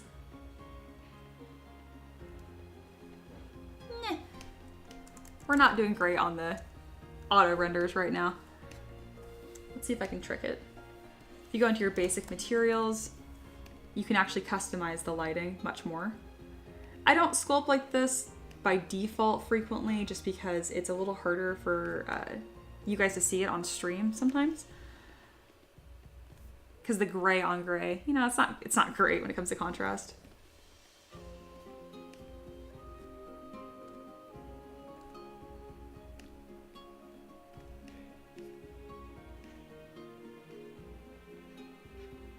Maybe I should do a blue highlight. No, I should not. Back to that. All right, let's see how this render works.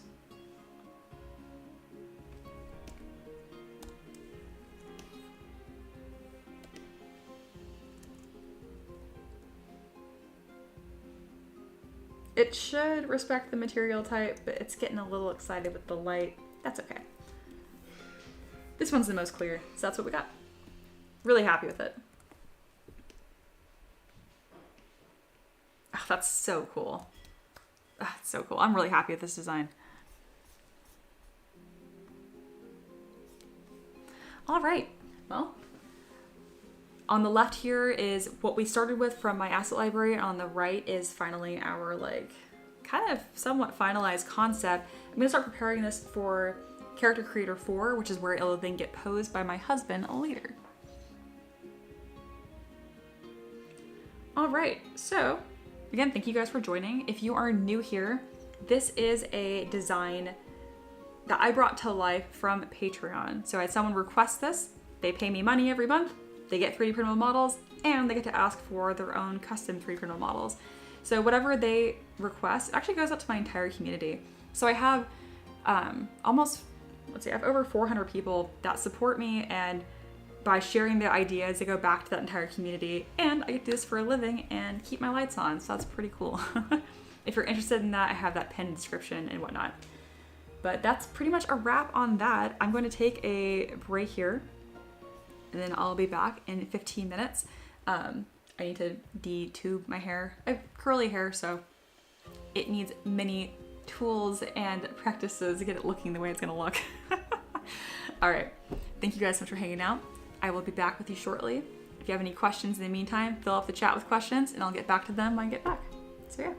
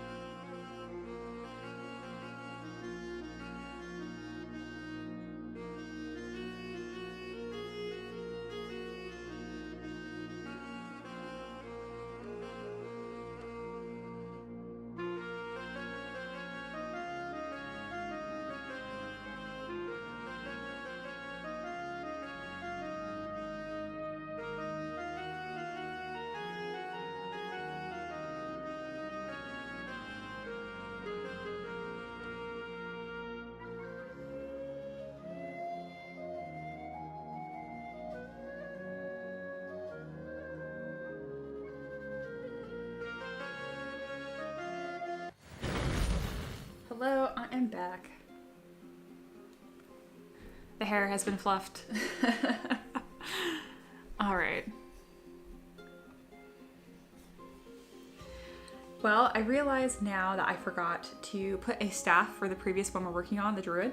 So I'm gonna go back and add that really quick, and this assignment's probably done. So give me a little break from looking at this. We'll revisit that initial model. And if you didn't catch the very beginning of the stream, you'll get a peek at that too. So it's a win-win.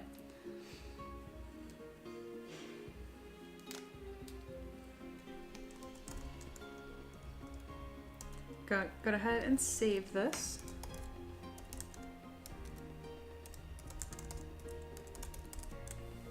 And let's reopen that other one, which I'm currently calling a nature spirit. It's really not. It's gonna be a druid. That's just my temporary one. Eric says, welcome back. Thank you, thank you. Probably got about another hour left on this stream. That is negotiable. YouTube has goals now, which is cute. So 5 donations, we're already 1 donation in. I stream for another hour. That's my current goal and incentive, but honestly, I'm just happy you guys are here. All right, let's get rolling.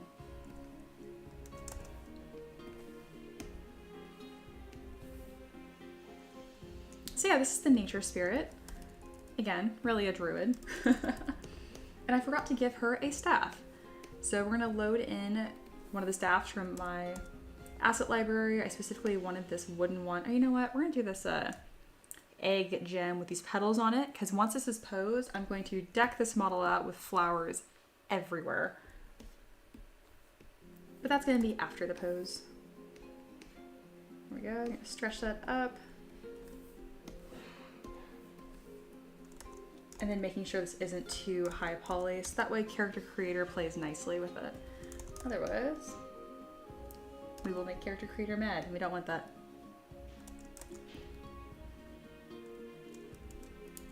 Looks good.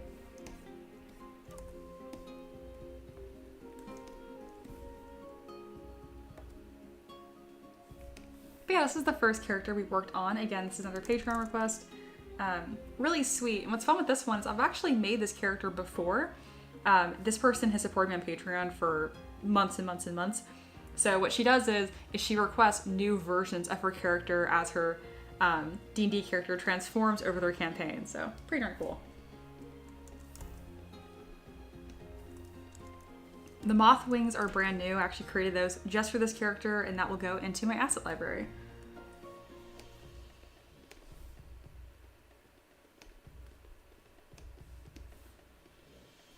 Excellent.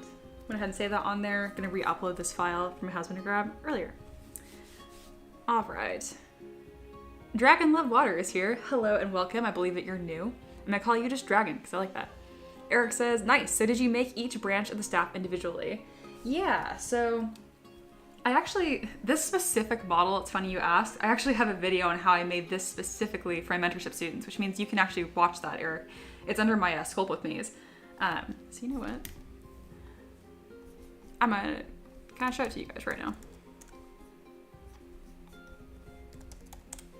Not so much, like, yeah, sure, it's an ad to talk about what I do and, oh, be a student, whatever. But really, it's cool that you asked about the specific staff because I have that video of how I make it.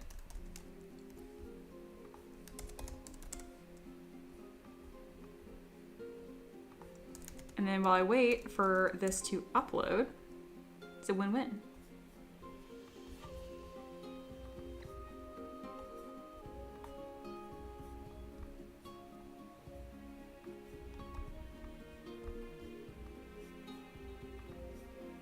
Sweet. Files uploading.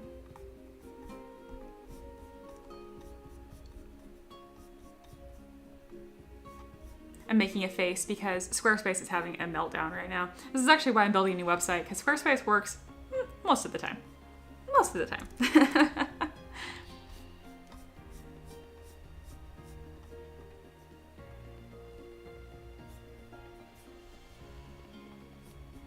All right, this video is from a long time ago, which is why I have very short hair in it. And we're gonna click through this really quickly. so I can show you. So Eric just asked about this staff right here, and Eric is one of my mentorship students, so especially I'm going to spoil them. This is one of the videos that are available only to my students. This is how I made that staff. So I started with a cylinder. Once I had that cylinder done, I created one little wavy branch. So this video is 30 minutes long. We're just getting like a little overview here. And then I took that little wavy branch, I duplicated it, and so they're actually the same branch. I just take the move brush to make sure they intersect. You can kind of see me doing that carefully. My hair was so short. My goodness. Okay. I also did not know how curly my hair was at this time, so I would just brush it and be angry at it. Now I let it do its thing and everyone's happier for it. Once I got all those branches all mixed together, I kind of pulled them apart at the top to fit in for that gem.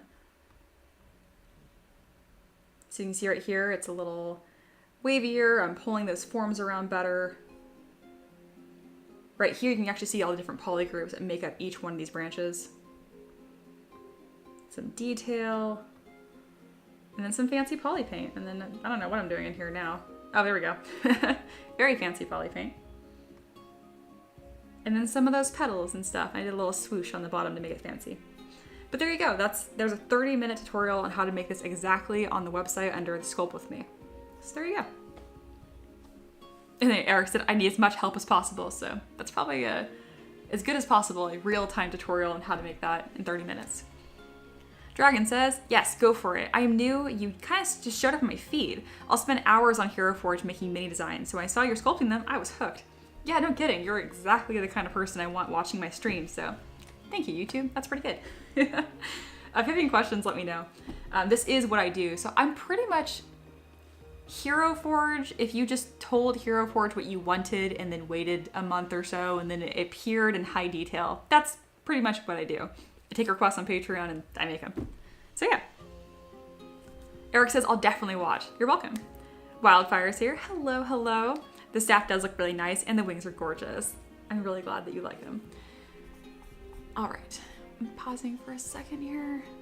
The odds, I mean, Wildfire.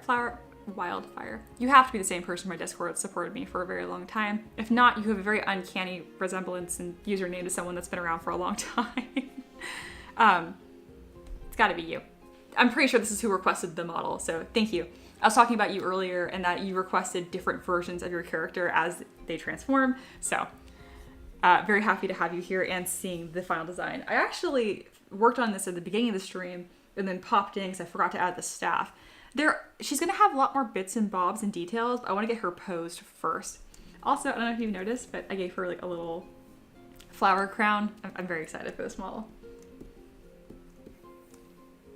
And Wildfire says, yep, that's me. This is my request. Okay, yeah, I was pretty sure it was you, but like, there's been a few times where someone will show up on YouTube and have the exact same username as like one of the people in our Discord. And I'm like, what are the odds of that? And I start talking to them like I know them, and they're like, don't know you, I'm new. Dragon says, here for his email, you are calligraphy snail mail. Oh, I like that. Accurate. Yes. And then Wildfire loves the flower crown. I'm really glad that you like it. All right, let's pop back over to the Storm Sorceress. And yeah, Dragon, I'm trying to work on from snail mail to being like, what was it? Like the Pony Express. A little faster. I have really, in the last 6 months, transformed my business to focus just on requests. So if I can get a request done a day, my goal this year is to finish 200 more requests. I'm already at over 100, so by the end of this year, I should be at over 300. So we'll see. I'm pretty excited. Wild says, it's amazing how you can make my ideas come to life. Very, very cool. And that's exactly what I love. This is why I do it. So thanks for popping in and like seeing it. That makes me very happy. I love making art, but I've gotten a lot of meaning recently from making requests specifically. So for those of you that don't know, I have my degree in mechanical engineering, and it was kind of an adjustment for me because like when you tell people that you're an engineer or like a lawyer or a doctor, there's some like ooh and ah to that. And when I tell people I'm an artist now, I can immediately tell. They're like, oh, okay. Like they assume like I'm a starving artist. I'm like, no, I'm doing great. I'm fine. But it's not as immediately impressive, I guess. So I kind of struggled with finding like what's going to make this meaningful, right? Because I specifically went into engineering for like biomedical is what I wanted to do. So being like prosthetics and stuff. And so also 3D design, but a little different, a little more bland, but maybe more impactful. So being able to bring people's ideas to life and have them implement them in their games and stuff and like truly like delivering little presents almost has given me a lot of meaning, and I'm just grateful it's been working out, you know? I'm just trying to find my way, you know, like everyone else. Oh, non-sleeper made it. Hi, I just made it. Loving the hair. Yeah, thank you. I've de-tubed my hair. I know on most of my live streams, I have like these little sad wet tubes. It's because I just got out of the shower. So this is what my hair normally looks like. Taylor says, gotta run, but glad to see you back streaming and a pleasant community. Yeah, thanks for being part of it. Wildfire says, I think being an artist is much more impressive, speaking as an electrical engineer with a doctorate. Thank you, that means a lot. No one even said it was less impressive. I think it's like a mental perception, you know? You saying that means a lot, thank you. Also, I forget you're an engineer too, that's so freaking cool, what are the odds? All right, I don't think I missed any comments. I think we're set. Dragon mentions having that library will certainly help you out. Oh, absolutely. Absolutely. All right, so this Storm Sorceress was another request. And again, it's supposed to be a Hathrim, which has this full mask. So no one's been very picky with the requests that I make, but I'm trying to debate on how essential that mask is, or if I can integrate that in a pretty way. So I'm gonna look at my asset library really quick and see if I have one of these default masks that will fit aesthetically. I don't even think I have one. I don't do them very often. I have a half mask. Okay. Maybe that can get some of that appearance looking. This is for a man. So it's gonna kind of undo some of that cheek work I did. I'm gonna kind of throw it on there, see if that's like a texture I want. You know, something I could do? I could just do a polish on her face where it's gonna like make it a little more hard surface looking. Let's see if I can just toy with that. It's a mini. It's gonna be so small. I really shouldn't worry about this. If they wanted to have that mask appearance, they really could just paint this white with the gold ornate filigree and it will completely read as it should. So I'm gonna leave that alone. Wild says, I would love to be able to do what you do. I wish more people could, honestly, but I was so fortunate and I worked hard, but I was also very lucky with the way the circumstances came together. I can't imagine doing what I do right now in any other year. I mean, seriously, this is 2025 relevant and not even 2010. I couldn't do what I'm doing right now. Eric says, could you make a small transparent veil from the nose down so her eyes are visible? You know, it's funny, I just had that up. You know, I thought about it. That gives it I do have a veil.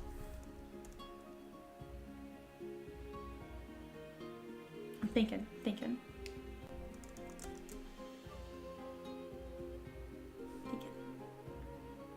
Eric says, oh, it's true. It's going to be kind of small. It's true, but I never let that be a reason to not go all out with my details.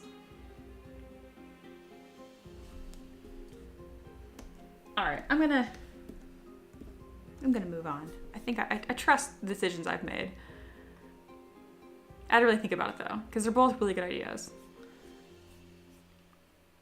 Dragon says, I think we have this idea where some professions are more, quote, worthwhile somehow.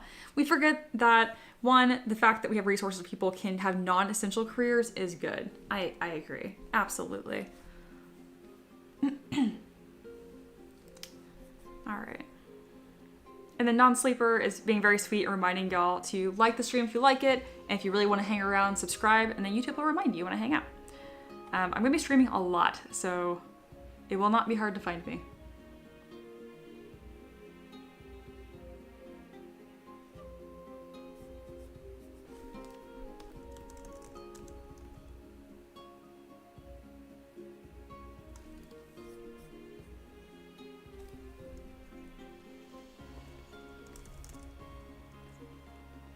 Something I am gonna do as a compromise here that it's gonna match this mask on here a bit more.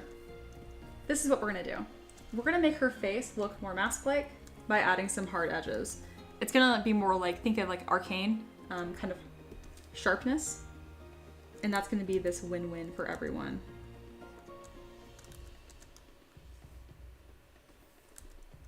Just going to bring out that bridge of her nose. Line of her eye. And then the big one here is going to be most important is this cheekbone. We're going to play with this shape here. It needs to be sharp. Hello, ZBrush. Smoothing it on one side, and then I'm going to be doing some clay polish as well to see how well this blends. Again, really going to be gentle and play with some of these forms here.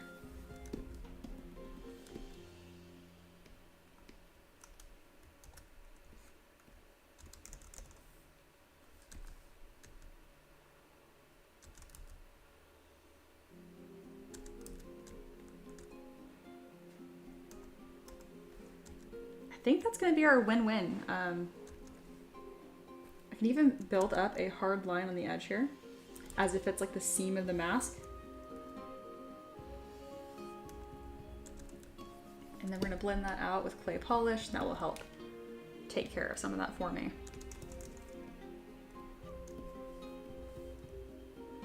That's kind of an interesting face shape now too. Okay, I like that. Something that I'm missing here though is some sort of ornateness under her eye, so maybe we'll play with that. Dragon says, and two, the art in many ways is a form to reach out to people where sometimes traditional persuasive speeches and papers can't. Absolutely. Picture's worth 1,000 words. Hey, someone new is here. Ja Lero. I'm gonna call you Lero.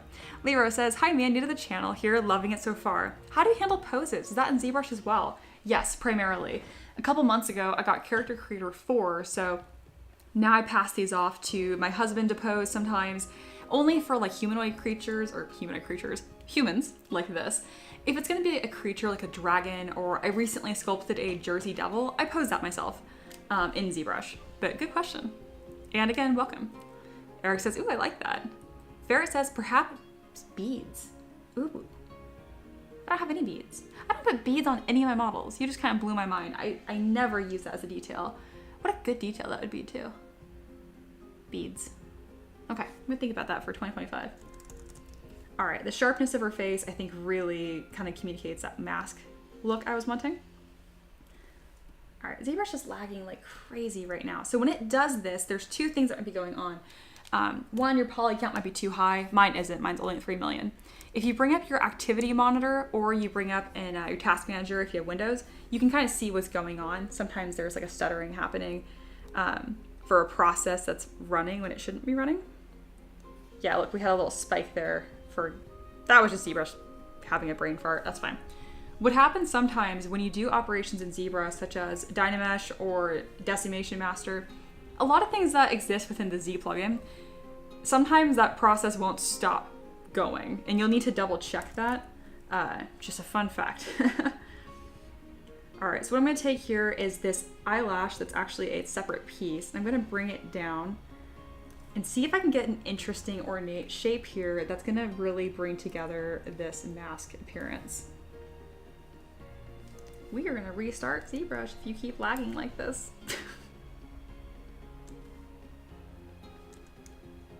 Alrighty. So I'm being very careful because again, eyes are the window to the soul, and you really can change a lot of the model very quickly if you're not careful here. So I need to mirror these really quick, because obviously they're facing the wrong way.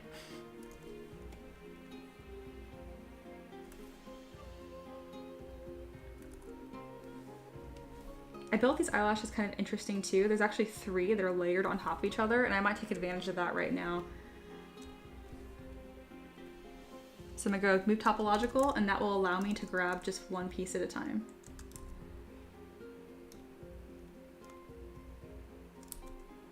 I'm smiling because I know this is gonna be cool.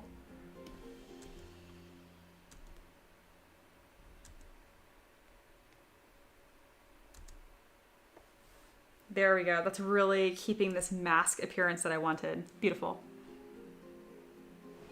Dragon says, some games turn off the background functions of things like Spotify, unused game launcher, stuff similar. Oh, that might be the issue. I can see that.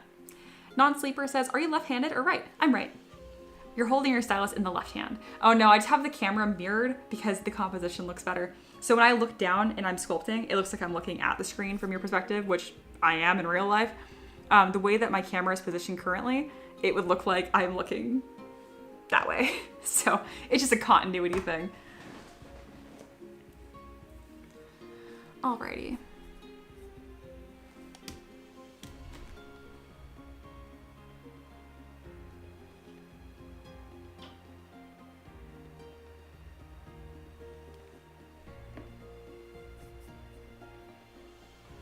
Looking good. I'm just kind of checking on things. Yeah, I'm happy with this. All right, that brought together the last aspects that I wanted. Merge these down. The eyeballs are a separate piece, just because sometimes I poly paint them.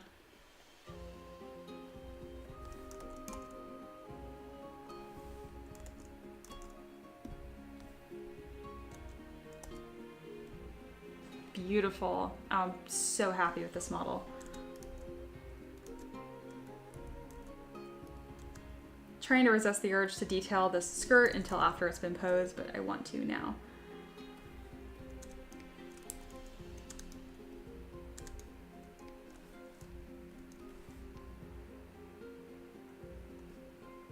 All right, we're gonna go ahead and place this. Over here is a bit of a stamp, and then I'm going to make sure this is ready for Character Creator 4, so I'm gonna talk about that right now.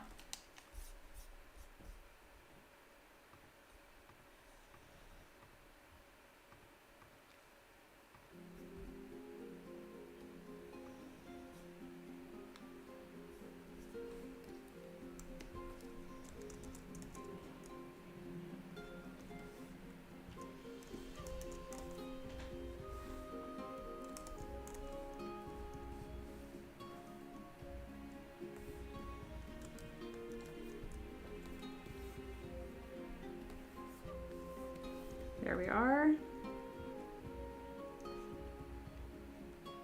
Perfect.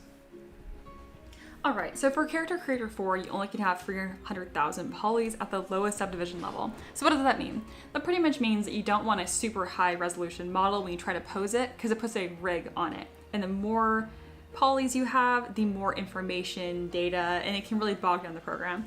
So we're gonna try to sit at that happy medium right now.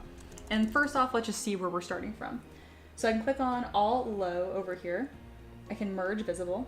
I can kind of check out what we're looking like. So currently we are at over 2 million or something ridiculous. Obviously not gonna work. So we got some work to do. I also want to merge like groups such as her hair and this mask, because these will all move together. So I'm looking at these. This is 500,000 points, and it really doesn't need to be. So let's go ahead and take care of that. So the process is headdress. What I'm going to do is I'm going to Dynamesh it, but I want to make sure it's nice and smooth first. Otherwise, Dynamesh will actually take those edges of polygons and retain them as detail, and so it'll look pixelated, which is not what we want. Alrighty, I'm gonna check the mesh. There are a bunch of mesh issues somewhere in this. We're gonna just fix those and then move on with Dynamesh.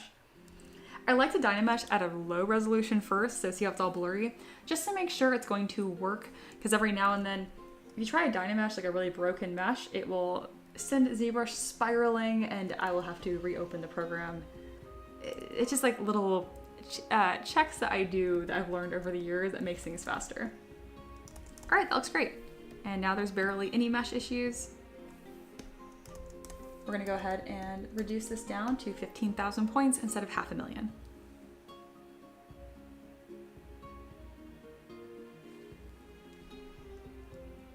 Perfect.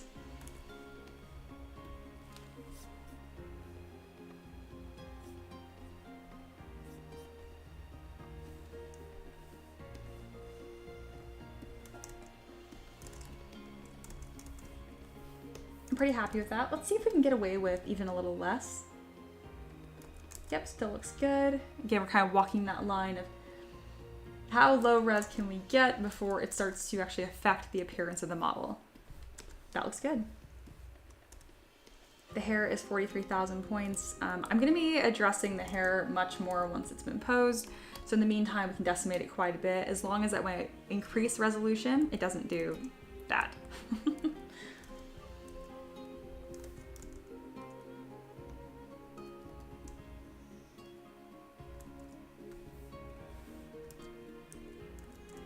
We're gonna leave that one alone. The body is good. It's all the way down to 18,000 points. The eye details can probably be reduced to just 1,000, honestly. Yeah, because it's so small. I can go ahead and merge that with the crown.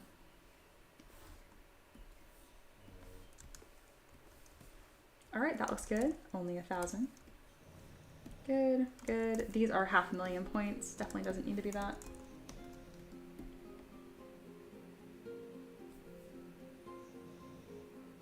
And again, this is all in preparation for Character Creator 4, which is just like a different way to pose models.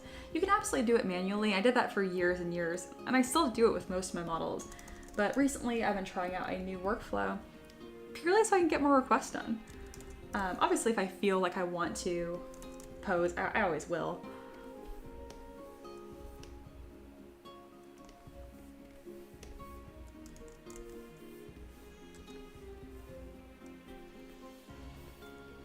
Go ahead and merge that filigree down. It'll get the exact same treatment as the crown did earlier.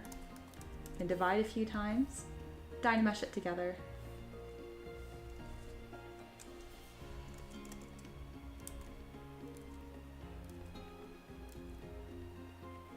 Dynamesh is also sensitive to the size of the mesh, so just keep that in mind. If it's not behaving the way that you're expecting it to, it's sensitive to how big your mesh is within the scene. Dragon says, do you have any advice for lowering mesh issues as you go? Lowering the issues you have at later stages because of a better process earlier on. Yes, good construction is key. So I have students, all my students complain that ZBrush crashes a lot in the beginning, and I let that go up until about like, they get through my fundamentals, and then I'm like, okay, we need to talk. It's you, it's not ZBrush. So what happens is if ZBrush is crashing and acting terribly for you, you're likely doing something that is silly. So like I will see people that are sculpting with like 30 million polys. They're like, oh, well, ZBrush is a high poly sculpting program.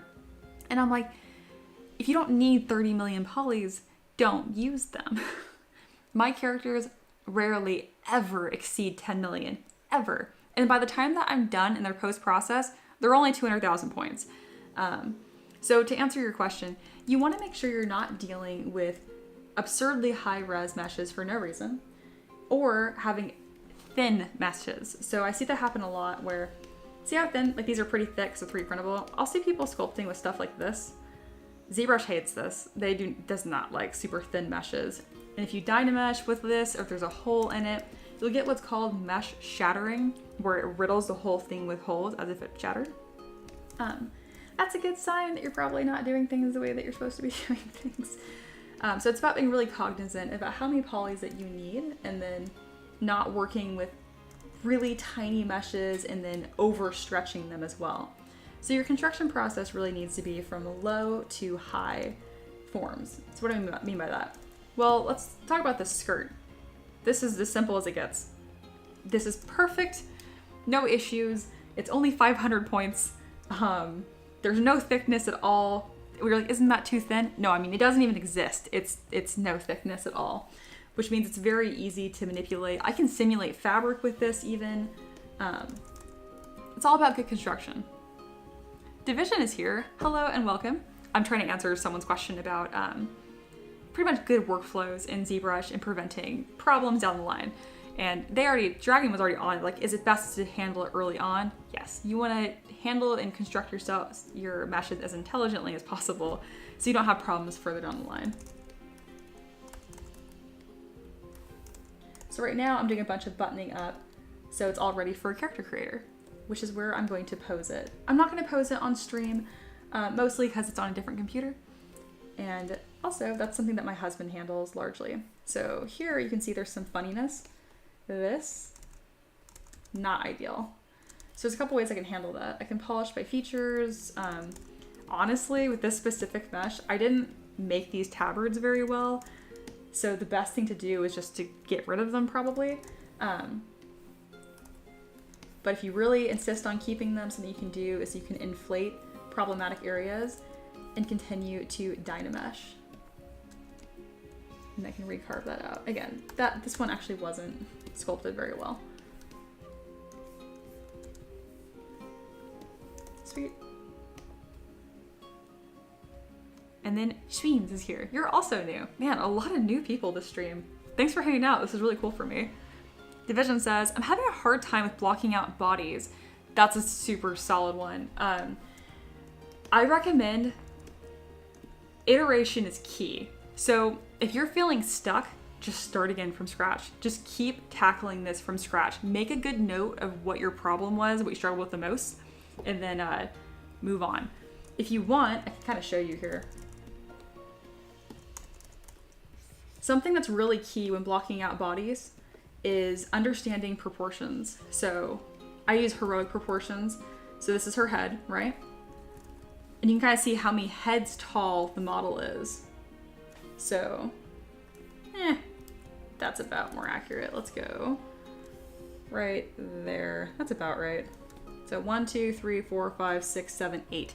The average body is actually 7 heads tall. Again, I use heroic, so it's like 8. It means very dramatic, long-limbed. Think even like pinup. It's just more appealing. Make sure that you're referencing how many heads tall all your body parts are when you're blocking out. So your hands usually fall at the halfway point of your thigh, for example. So her hands are way out here, but if they were by her sides, they'd fall about here. So it's all about finding the relationships between body parts. So try not to get caught up in like, oh, how does the elbow look? Don't care about the elbow. Where is the elbow? How long is like that shoulder to elbow bone? Focus on those forms first and then dig in deeper. Sweden says, I'm a usual lurker. Love your content though. Oh, no kidding. Well, thanks for commenting. It's always cool when my lurkers talk because I'm a lurker. Unless, you already know this because you've been around. If I am not the content, I do not talk. I am in so many discords where I have never said a word. If I'm feeling bold, I'll leave a react. Maybe I'll like a video, but that's about it. Dragon says, other kinds of art like sketching can help train your eye with proportions, even if you're not on PC. That is absolutely true as well. I do a lot of figure studies and a lot of practicing with pencil. I'm a terrible 2D artist. I don't know. I almost don't know why, because I put so much time into it. It just didn't come to me naturally. I am untalented with a pencil. It's okay. 3D clicked with me immediately though. All right. So yes, I hope that answered your question about proportions and blocking out bodies. Again, look at, as a guideline, use heads. You should know off the top of your head how big each body part is and relative to measuring by heads. That right there will get you way ahead. God, I can't stop saying head. Anyway, that's a good starting point. All right, let's continue moving on here. I love questions like that, by the way. So for anyone else that's hanging out and you're like, oh, I wonder how you make this or how you do this, ask me. I literally teach for a living as well. Primarily, I make requests like this. But I have 2 Patreons. One for printable models, and the other one is for M3 Academy. Speaking of, since I have a lurker here that's been around before, but I have some new people as well. I'm gonna throw in 2 links right here to reference what I was talking about. If you wanna make requests and get your own D&D character sculpted, bam, that's that Patreon. If you wanna learn from me on how to sculpt, I do wanna teach you, bam. And then Shween says, I don't model, but I've done a lot more sketching recently. Definitely agree about proportions. Scribble sketching is also really good for iterating since you can go right over the top of small errors. Absolutely, absolutely. And sketching really is about, you're searching for a line, you know, but search intelligently, you know, don't carve up your paper, light sketching. But learning how to sketch is a huge milestone in becoming a better artist as well. So I'm gonna do something a little interesting with this mesh here. This is the bodice, and it's also going to bend with whatever her pose is, right? So we want this to be well constructed with lots of subdiv. And currently it has 0 subdiv. So how do you fix this? I'm gonna show you. So right now this is at 1,000,000 points. It's really not even that detailed. It just happens to be at 1,000,000 points. This is how you make this better. I have 2 subtools over here. So these are identical. You can't see them because they're identical and on top of each other. I'm gonna take one of these and I'm going to reduce the poly count a ton. Let's go ahead and reduce this all the way down to like 25,000 points. So I'm gonna let that cook up here.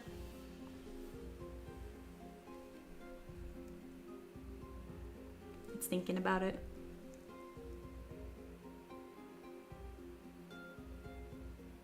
There we go, it's looking better. There's no mesh issues. And now I'm going to Z-remesh this with half turned on. So what's gonna do is gonna take my target poly count, which is 25,000, and ideally half of that. It didn't do that at all, which it does not surprise me, honestly. So we're going to reduce the poly count further. We're gonna help it out. Here we go. Now Z-remesh. There we go, so we've got some nice even quads here. We do have some funny business happening on the edge. So we're gonna subdivide once. We're just looking for a smooth base here. That's probably good enough.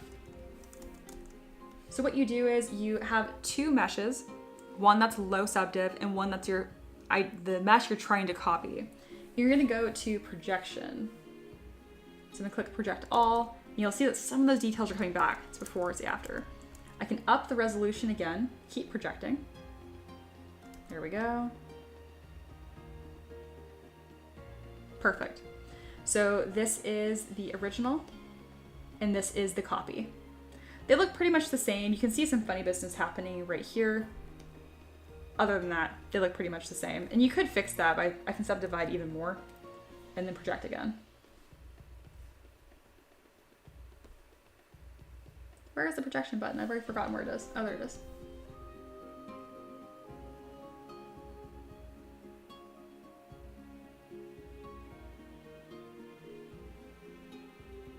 There we go, and that cleaned up that line right there. So now they look identical.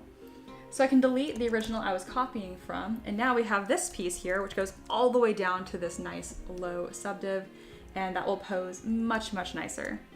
So yeah, that's how you reconstruct. And then Non-Sleeper's talking more about my mentorship program. Mia is an awesome teacher that individualizes and crafts your learning to what you want to achieve. Very knowledgeable teacher and sensei.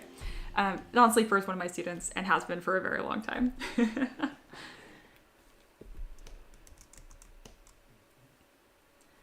Alrighty, I think that's almost a little too low res. That's good for posing though. All right, let's move on right along. Just looking for anything that is higher resolution than it needs to be.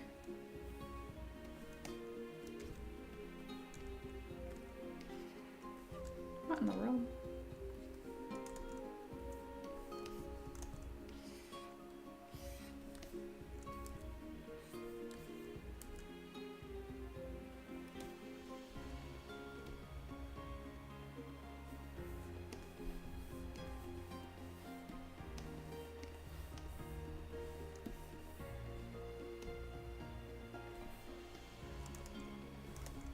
All right, looking good. Just kind of checking these piece by piece, see how we're looking. That's 40, yeah, so something on here is 43,000 points. I missed it. Yeah, we'll keep on working.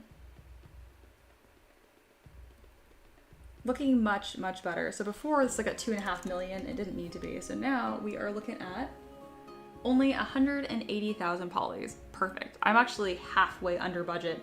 We could go all the way up to 300,000. So this is more than ready to get processed and posed. Beautiful. I wonder how I'm gonna pose this. I think it's gonna be a very dramatic mid-cast. It's gonna be a good one. And then Non-Sleeper says, and Ricky knows his printers and recommends awesome printers. Still loving my Lego Saturn 4. I'm so glad that you're liking it. Ricky is my husband and the other half of M3DM, which is our whole business. This is what we do full time. Shween says, do you have any tips for evolving your workflow as you learn? I find that revising my workflows often occupies much time as the work itself. Oh yes, absolutely. So what I do is you have to have a very clear goal. What do you want? Do you want to work faster? Do you want to produce higher quality content? What is the goal? And I understand you can want both of those things, but just pick one to start with. So for me, I'm obsessed with speed. Time is money, baby, right? So I'm always trying to get faster without sacrificing quality. So maintenance and speed, that's my big one. So what I did was I would time myself and I would literally write down how long it took me to get to each milestone. So from 0 to 30 minutes, I can block out. And then I noticed it would take me 30 minutes to 2 hours to pose. So 80% of my time was going to posing. So I'm like, that's my problem. So then I just focused on posing. And I kept iterating different practices and workflows to see what would work best with posing. So again, have a goal and then identify what your problem is and then start problem solving that area. So there you go.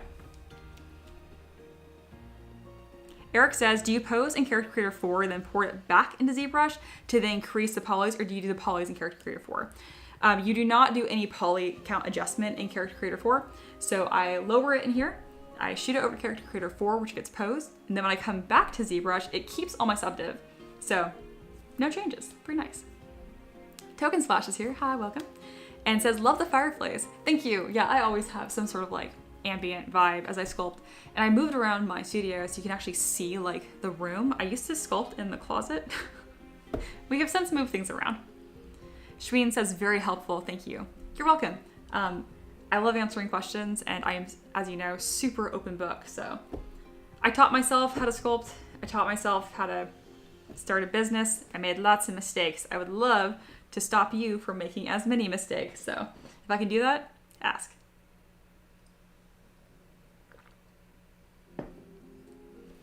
Alrighty.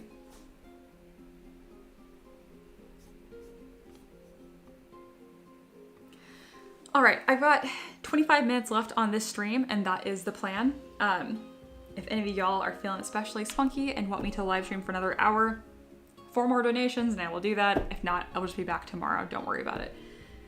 All right, I think we are set with this model, which means we're probably gonna begin the Cursed Mermaid, which is exciting. I definitely want to implement more polls. I thought that was really fun. You guys were able to pick which model I was going to sculpt first.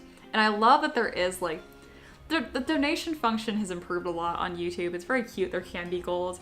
As of now, I'm just promising more live streaming time. But in the future, maybe I'll promise more polls or something. I don't know. I'm always looking for ways to improve the stream. If you have any ideas or what you want, let me know. And then Division says, I'm trying to be like you. That's very sweet. Something about that comment kind of like struck me. I was just like, oh, that's very nice. You know, I'm glad I can be that, you know. Let me know if you have more questions on how to do that. I'm happy to share. I really am.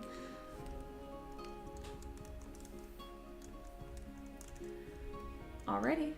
Well, we're gonna set this. Non-sleeper did donate. Thank you very much. That's 2 out of the 5, just letting y'all know. So the goal is 5 because that's what YouTube set it as, but cool. we're almost halfway there. It can just be $1 too. It doesn't need to be some big donation or whatever. But thank you very much, Non-Sleeper. Alrighty, let's get this going. Technically speaking, if one person donated $1 5 times in a row, that would also count. There's ways to work around the system. All right, I'm gonna start on this Cursed Mermaid. Let's get this saved and uploaded so my husband can pose this later, which I'm really excited about this. And we're gonna start a brand new model in this last 20 minutes, okay? I don't like to end streams early. There's always more to do, so let's do more. All right, this is our base mesh. It's looking a lot different than where we started from. If you're new here, this is how I start pretty much every model. I created this a long time ago, and I I pull from this, and that's how I'm able to create quickly. Obviously, in the beginning, it took a long time to get here. You know what? I'm gonna open up the Storm Sorceress first before we move on, because I need to upload this, and this is much more aesthetic to look at. So people are just joining in. You got something nice to look at for 5 minutes until I start a brand new model again. All right, let's upload this. All of these 3D printable models will be available on Patreon in the next month or so. I do releases almost every day, but the time between live stream to it being released, it's about a couple weeks. All right, that's uploading.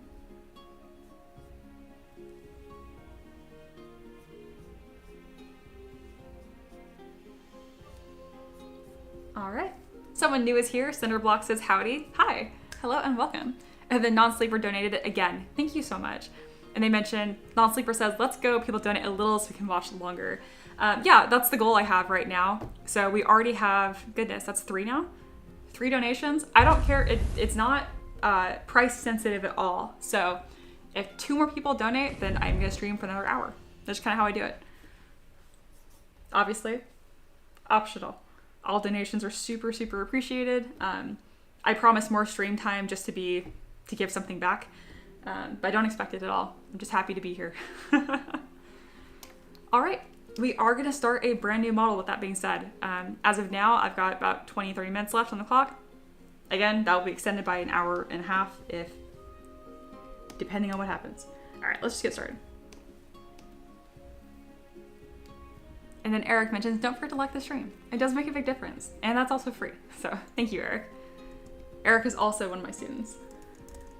All right, so we're gonna start on this cursed mermaid right now. This is my base mesh that I start with. I designed these in ZBuilder and then did some iterations as well. This is gonna be a fun one though. I'm excited for this cursed mermaid.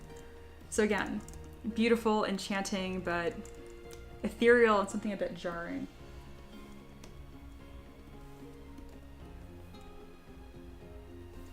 So I'm getting this all ready right now. Oh, and then my husband just tuned in. Don't forget, only for people that are on the stream, I have a code for you guys, which gets you 50% off my Patreon. So yeah, if you're interested in 3D printing, that's an option. And the code for that is right above. Let's get this rolling.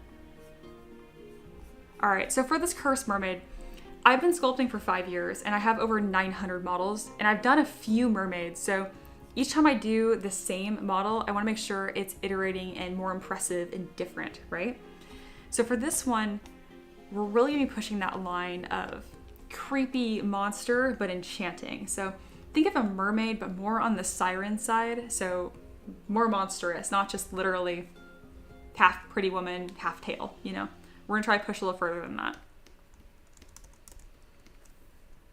All right, so first things first is this mermaid needs some hair. This is my asset library I made over the years. I'm always adding to this. Everything you see here I did sculpt myself, and then I put it in here to draw from later. I think this would be ideal. I'm looking at this piece too. So it's short hair. But I like this bun that it has. I might combine 2 of my hairstyles right now.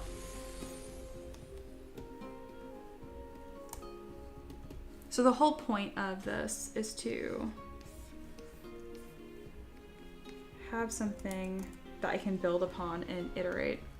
Don't be silly. There we go. Goal is complete. Thank you, Non-Sleeper. That's totally an option too. I mean, if one person donates 5 times, even if it's just $1, that totally counts. That extends this by another hour. All right, let me update my time. Looks like we're gonna get a lot of this mermaid done then. I'm gonna reset this to an hour. And there we go.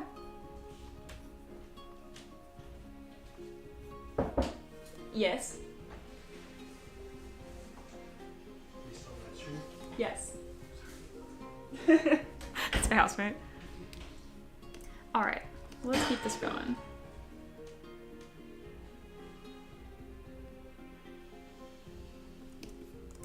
And then thank you very much, non-sleeper. Sorry, I'm like, ooh, gotta set my timer, get this going. But yeah, I'm hanging out for at least another hour with y'all, so let's go.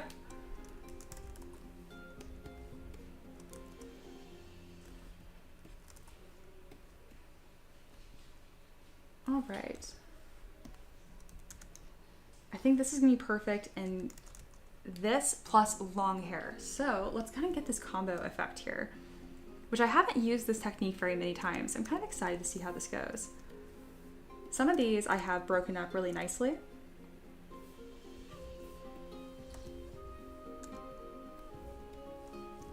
Ooh, that one's gonna be perfect.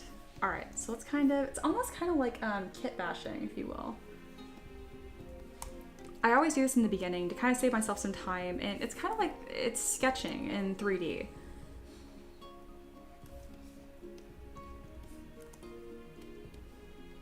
So we're combining two hairstyles right now.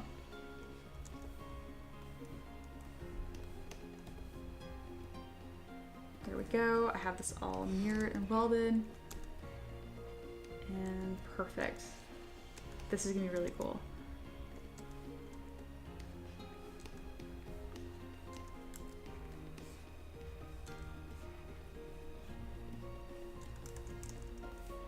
Now let's grab these front strands here and then pull them forward. I actually don't do this very often where I combine two assets at the same time. I might note this myself later to do more often.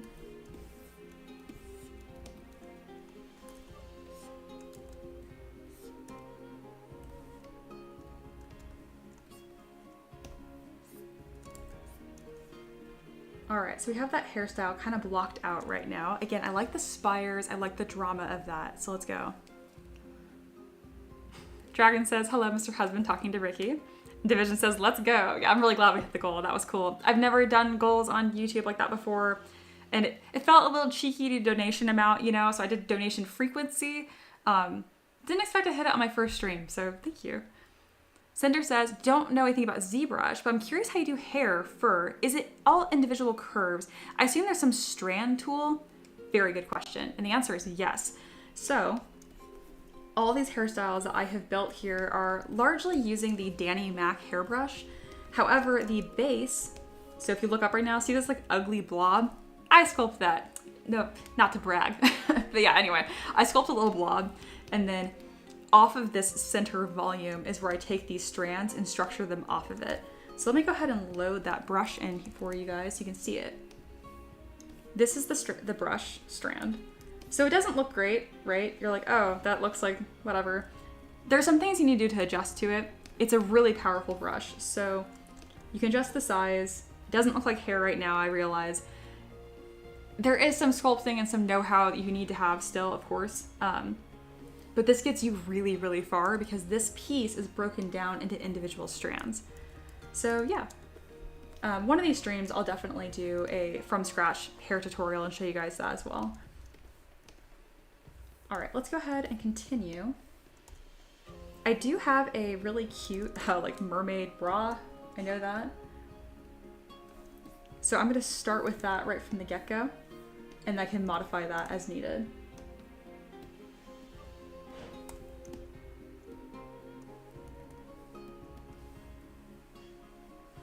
And as far as fur goes, I do have a brush for that too. Fur is really interesting because length is so sensitive to how it affects the sculpting style. So you really build up the volumes in a much more careful way, if that makes sense. It's a lot of using the move brush, actually. Move and standard, just building up these forms, and then sculpting, like detailing chunks off of that.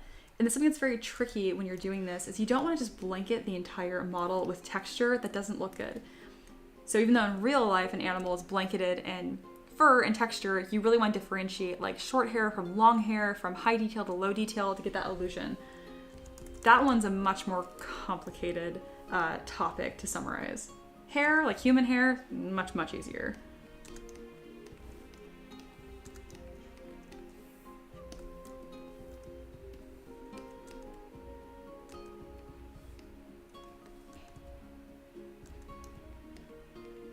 So again, this bralette isn't looking very monstrous. It's just a starting point.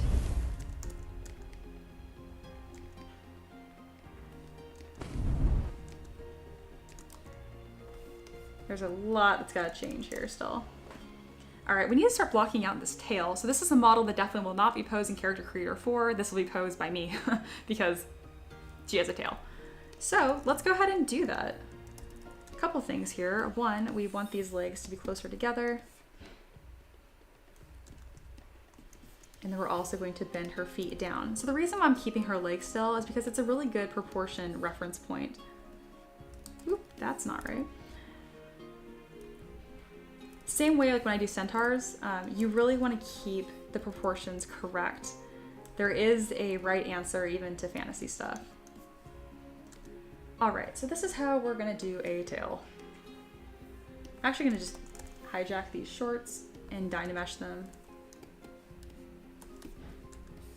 And we're gonna just pull this form down. The magic of a tail really lies in the fins, so don't get too caught up on this. You wanna make sure it's long enough and that there are hips, so you wanna emphasize that and then have a taper. For the most part, it's really gonna be in the fins.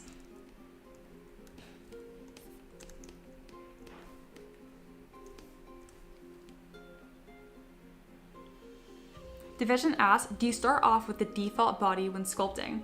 No, I do not. So the default body I'm assuming you're talking about is within ZBrush project right here, this male or female.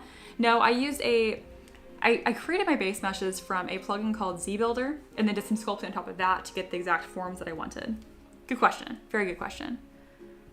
And then non-sleepers being sweet, just encouraging y'all to donate and stuff.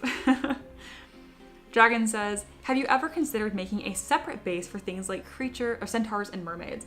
No, because I don't sculpt enough of them. I do have a horse that I've sculpted from a long time ago that I can use the kit bash to get the same kind of effects that I want. But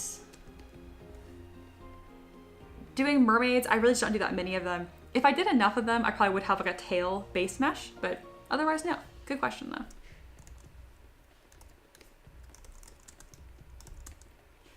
I love answering questions and I'm glad when you guys have them because, again, like I want to be able to provide value to you guys. I know there's a lot of artists lurking in here. Even if you're not even an artist that's entertaining, it's nice when it can be entertaining and valuable at the same time. It's kind of what I strive for. So you can kind of see why I kept the legs now because I'm really taking them as a guideline to make sure that I have volume where there should be volume. Because even though it shouldn't literally look like it's just legs in a bag, kind of should. I mean, that's how you're getting that illusion a little bit. As I mentioned earlier, all the magic is really going to be in the fins. So let's go ahead and start playing with some fin shapes. I'm not going to detail the tail very much until I know what this pose is going to be. Otherwise, I'm going to have to just redo it anyway.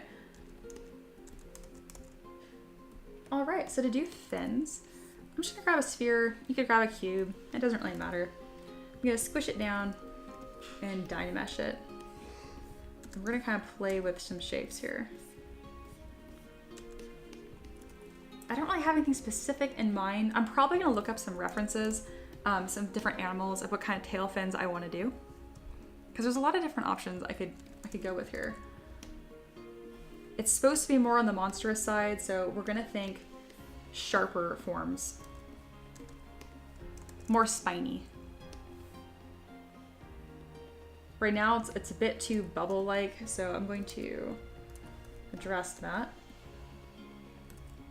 Make it wider. I'm gonna flatten the bottom and the back and zero mesh again. There we go.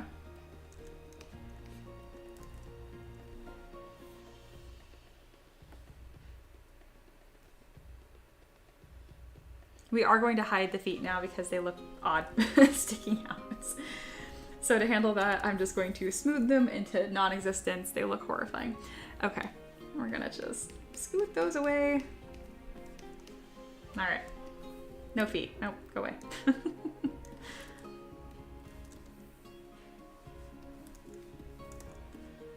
And then I think a multi-layer tail is always the most aesthetic. So let's see if we can get away with that.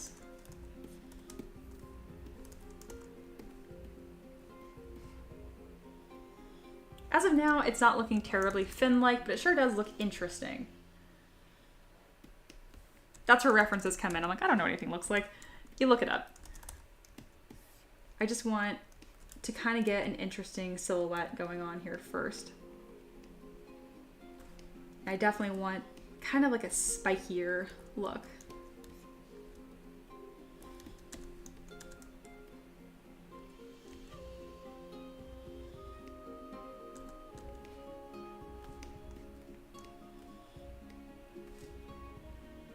Alrighty. Definitely looking more mermaid-like. I do have some references on my other screen here, but it cracks me up that I didn't think to grab tail references. God, what kind of fish did I reference? Oh, a dragon, just very helpful. A dragon says a cross between a beta and a lionfish. Ooh, lionfish especially. Okay, beta for the elegance and the shape. All right, if you guys aren't familiar, you're about to be familiar with both. I'm sure you guys have seen beta fishes. Beta fish, beautiful, beautiful. But if you haven't seen lionfish, something fun for y'all if you guys don't know, I am a scuba diver, certified. I've scuba dived mostly on the west coast of the United States, but I've also been scuba diving in the Philippines, and it's awesome. And so I've seen lionfish before, and they're very poisonous, and they're mean, and they're beautiful. So that is awesome. Okay, we're gonna keep that in mind. Yes, with the spininess, I like it, I like it. Non-sleeper says, like a lionfish, cute but deadly. Absolutely. So to get that lionfish appearance, we need spines, right? Poisonous spines at that. So you can use this curve brush. I'm gonna show you guys a trick. So the curve brush looks like this. It's just like a tube, right? I want it to taper for me. So if I go to stroke, curve modifiers, and flip the intensity, it'll taper for you automatically. Isn't that nice? So we're gonna be using this a lot to get that effect. So I'll probably need a lot of these. Just like thinking out loud. Lots of spines. Let's go ahead and split that. Again, we are just dealing with, excuse me, shape and form, like exploring and silhouette here, so.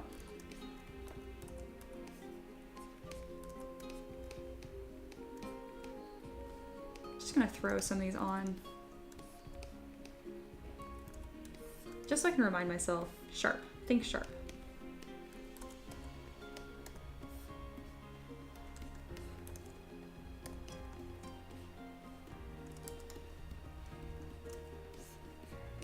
And plus, these fins should have these boning in them anyway. I'm just really quickly throwing in some stripes here to remind myself later down when I start to really look at these forms differently.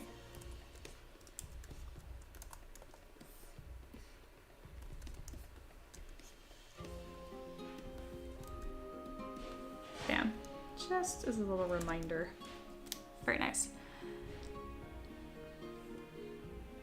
Oh, I missed this from earlier. Dragon says, you're making me want to download ZBrush immediately, but I must resist because I have a paper due Tuesday.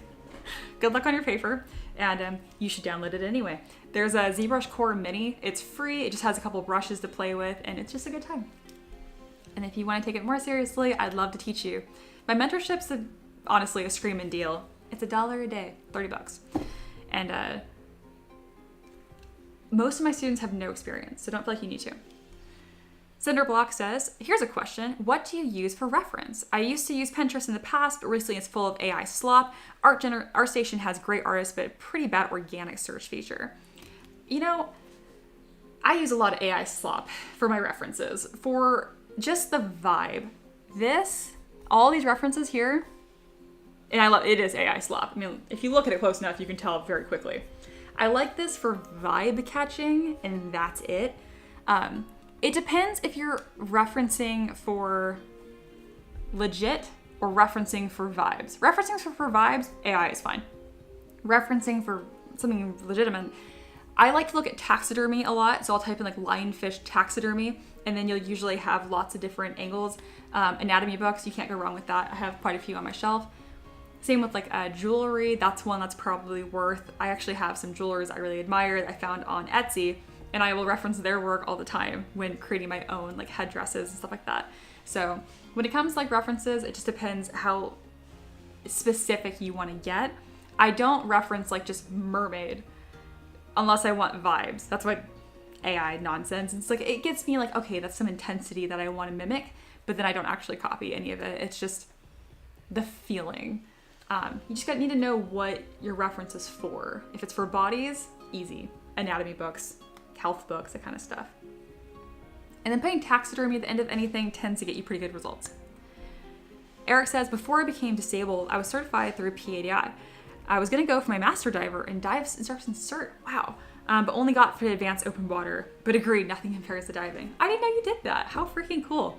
I'm more of like a baby diver. I definitely haven't dove like a ton. I have less than 50 total, or maybe I'm just at 50 dives now.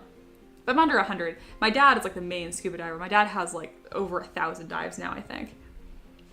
Cinderblock says, I find AI gen stuff seldom has interesting design choices, you know? Oh, no, I agree.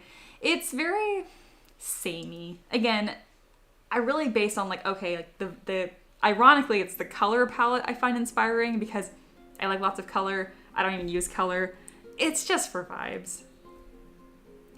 And that's also better said. Like, it's probably poor choice of words I say I use it as reference because I'm not even referencing the silhouette, which is where the design choice comes in.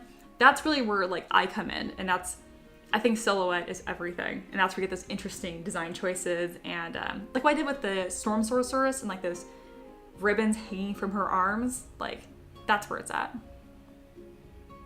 Dragon says documentaries are not the best for reference while you are doing the piece, but good for the idea of how things move. Very true.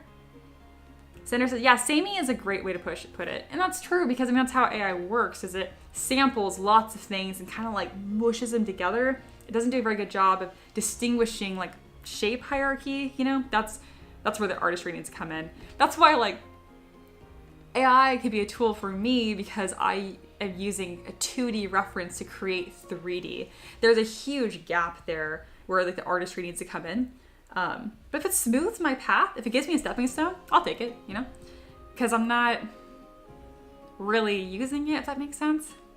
It's kind of like lighting a candle. It's for vibes. Color palette. Hard to explain.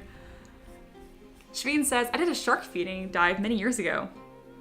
Saw a shark chase off a grouper off into the dark. Underwater blows land away. Oh yeah, groupers are mean. So if you guys don't know, I'm gonna show that up. Grouper, I'm assuming it was a male then.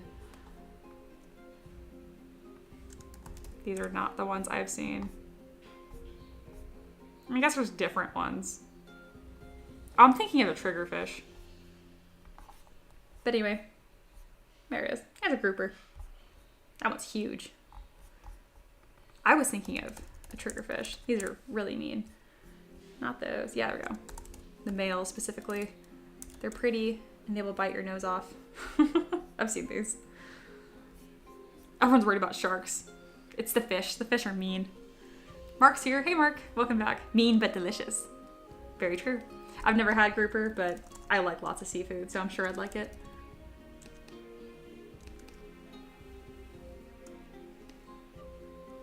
Shveen says, it was a super tall one with that big, ugly mouth. Yeah, that's why I was trying to look for a picture of that, like where they're all like sticking out. Yeah, I hear you. All right, so if this is going to be a more monstery mermaid, the hands are gonna be very important. So they're gonna need to be either webbed or clawed or both.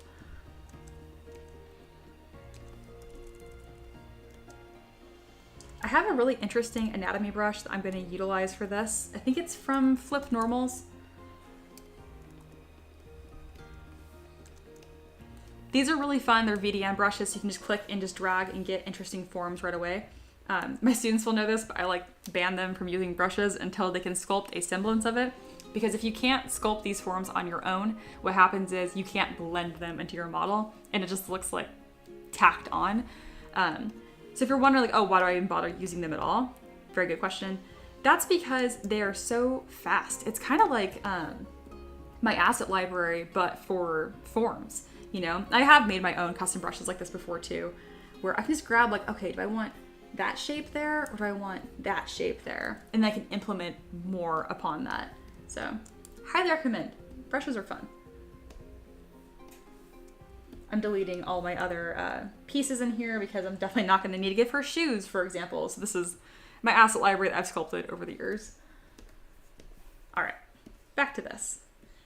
Because she's monstrous, I really want to give this like scary rib overlay. So I'm going to use a masking brush, kind of keep it a little blurred out. There we go.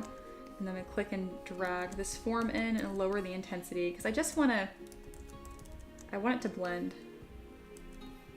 I want it to be almost gill-like. There we go. That's the shape that I'm wanting. And now I can take these forms and continue them with my own sculpting skills. So I'm gonna take my standard brush. Ooh, you know what would be better for this? It'd be clay. So I can take my clay brush here and I can start building up these bones and even removing material on these divots. I like the clay brush because it has like this rough, kind of sloppier texture. It's like the poor man's detail.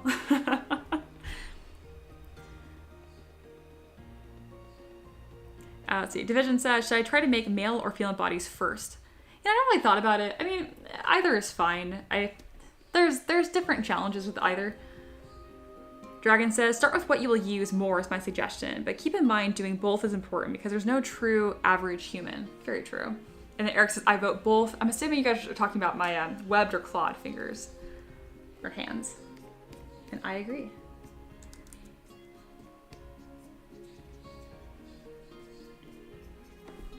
So I'm kind of getting this like rougher texture right here. I probably should get rid of her belly button because she's a monster. She would not need that.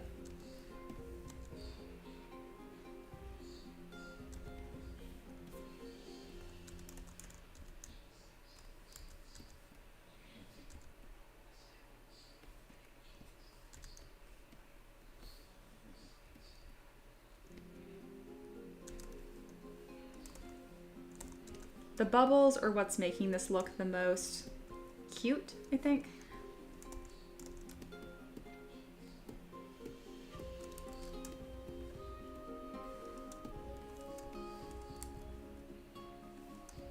So let's do that. Let's see how that looks. That's better. The bubbles are too cute. No bubbles.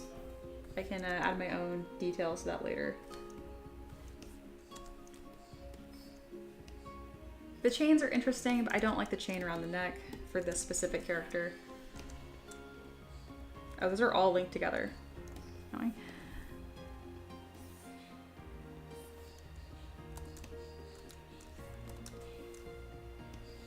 There we go. Perfect.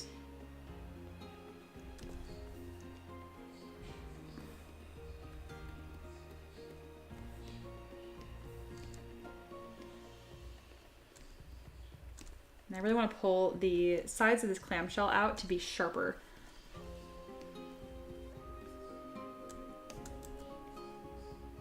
There we go. Nice.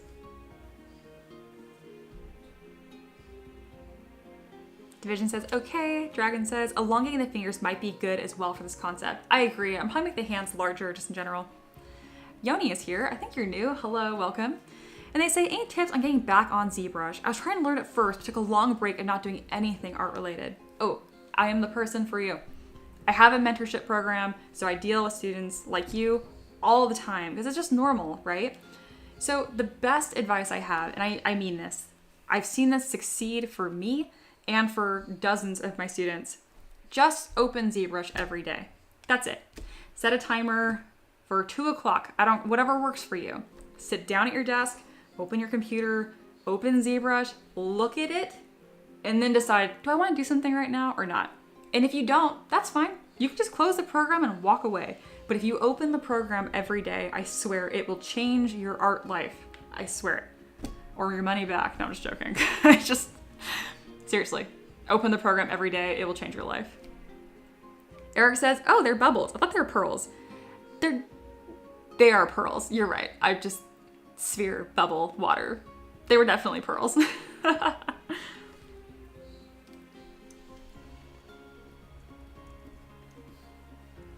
All right, we've been talking about these hands. I keep working on other things. So let's go ahead and deal with these hands, yeah? So, one, they need to be longer. So I'm gonna mask these and grab my transpose brush. What is this called? Transpose line. No, I know stuff. So I can click from this wrist and drag down. The placement of your transpose line matters immensely. It behaves very differently. Division says, money back sounds good. I know, right? Like this free stream. I guess if you donated, I don't know. Don't listen to me.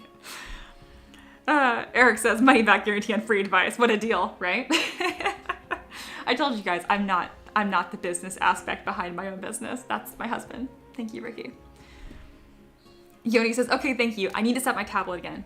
See, there you go. Like, it's crazy when you realize like you weren't even prepared to like open the program again. So step one is just set up your tablet and you're halfway there, you know? And just make sure that if, let's say you open ZBrush for a week and then you don't do anything, you still need to be proud of that. Like, that's really cool. It's just getting in the habit of it. The hardest part with my students in teaching them is like, you have to be nice to yourself. You don't have to be a cheerleader. Like, I don't respond well to that either, but just don't be mean, be neutral. Okay? Being nothing is better than being critical. Otherwise, you're not going to make anything. Not to be critical, but yeah.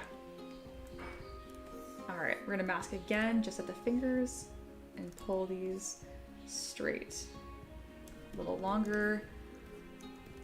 It seems like a very small detail, but these really build up to have a really interesting effect.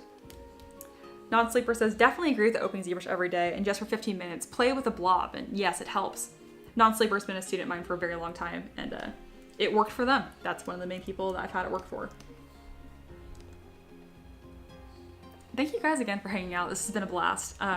This is what I do for a living. If you're digging it, having a good time, I encourage you to subscribe because you'll be reminded when I do this in the future. And then if you want to make your own model requests, I got a Patreon for that. It's linked. And if you want to learn how to sculpt from me, it's $30 a month and I teach you personally, also linked. But again, thank you guys for being here. This is an absolute blast. I appreciate the donations so much, and as of now, like my exchange is I just live stream for another hour. I didn't expect to hit it the first time I made the goal, so thank you for making that possible. That was a couple of you. The next step for this is me deciding to add claws or webs. I think the webbing would make more sense. However, it's less impactful on the silhouette, especially because this is designed for a tabletop miniature, which is very, very small. So I'm gonna opt for making some claws, and I'll show you guys how I do that.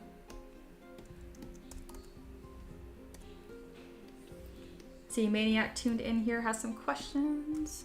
Ooh, Maniac has a lot to say. Maniac says, aside from zooming out to about the size of a real miniature, does ZBrush have a material that shows you more accurate level and depth detail you're sculpting? What you're missing is ambient occlusion. I already know. So I have polyskin on this. Everything up here is called a matte cap, which means it's a material capture. Like, it has shadows and light pre-baked in. If you pick anything down here, you're not gonna have that as much, and you're gonna really need to rely on, here you go. So this is what it looks like by default. And then here, I'm gonna put it over here. You need to be adjusting your ambient occlusion, this. If you adjust it way too much, I mean, I guess it can give you a false sense of detail. Something you can do is like a little cheap trick that's easy. Let's say you sculpted some details and it's not as pronounced as you want. You can use morph targets for that. So if you store a morph target, smooth that area. You can then use that to bulk it up. Do you see that? Before, after, before, after. Morph targets are cool. So you can always do that. I mean, when in doubt, I'm actually gonna keep that. It looks better. You can use morph targets, but keep sculpting and printing your stuff will give you the best sense. But in the meantime, you need to have ambient occlusion turned on. Otherwise, it's not gonna provide the right amount of shadowing. Or just use the matte cap. Just use polyskin, for example, and I'll get you a good way there. Maniac also asks, sometimes the harsh shadows make the depth a lot more tonable than printable models. I know just printing experience is best, but alas, I don't have a 3D printer. Are there other methods? That's true. I would say sculpt as dramatic as possible and then scale back from that. So every time you sculpt, think like, don't mumble when you sculpt is something I like to tell my students a lot of the time. So you can start there as a start. And then Maniac continues, or just helping your eye to close that gap of difference. So yeah, I would just say go big. Like just dig into those details more. Just think more. And then do more on top of that. Like that will help you in the beginning. Division says, how do you teach? I teach my mentorship students, so they pay on Patreon, and then we either open up, I'm on Discord, so I message them on Discord or an email chain. And essentially, I provide you assignments. I have lessons I have recorded. You watched my video, I provide you this assignment, and then you tell me when you finished it. So as you do this little assignment, you have questions, you have whatever, I can help you right then and there. All of my assignments have very simple bite-sized goals. Like for my brand new people, my assignments are just learn how to navigate. The goal is to learn how to rotate and pan. So rotate and pan. That's an assignment. So you really take things one piece at a time. So long story short, I teach by providing you assignments and bite-sized goals, and I answer all your questions along the way. I also ask you what you want to do in the long term, and I slowly tailor your assignments to match that. Taka says, well, sadly, I'm very good at ignoring alarms for non-mandatory things. Get that? Non-sleeper is joking about tiny hands. No, because we're not replacing them with anything else. We're going to keep the hands. Eric says, all right, Mia, I got to get going. Thanks for the stream and welcome back. See you around. Yeah, thanks for being here. This has been a long stream. It's been a good one. Good questions, guys. That like fully derailed me. Good job. All right, we're going to make a claw. So for claws, I like to just take a sphere, make it small, I stretch it with a 3D gizmo, and then bend arc. My lessons are much slower than that, just in case you're like, what? Like, don't worry, I talk much slower. All right, we go into that, and then once that deformer is complete, I also like to do a little bit of a taper. Bam. I'm gonna go ahead and trim half of this off and then smooth it. I do different types of claws. I shape them differently based on what I need. This one I actually want more of a curve, so I'm gonna do a bend arc again. There we go. And again, this is for 3D printing, so the bigger and chunkier, the better. My style is naturally pretty dainty, so I have to really keep that in mind to beef it up as much as possible. Also, Maniac, you asked a lot of really good questions. If you feel like you're still unclear on any of my answers, just ask again, and I will completely reword the answer. That's something I'm good at. I've been teaching for quite a few years now, so I've gotten really good at rewording similar concepts. I can describe it in terms of apples and oranges if needed. Like, I have lots of different language that I can use to explain the same concepts, which is really essential at being an effective teacher. All right, we got one beautiful claw here, and we're gonna duplicate this for the others.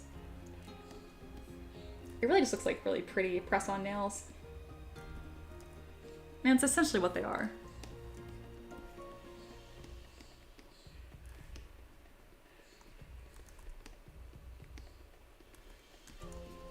I don't mind if they cut through the backs of the fingers. If they do, I just smooth it on the back. It's really worth taking your time to place each of these claws individually because hands are so expressive. And if you don't, it makes the fingers look kind of broken. Also, remember on how big that finger originally was. Like your pinky nail shouldn't be bigger than your thumbnail, for example.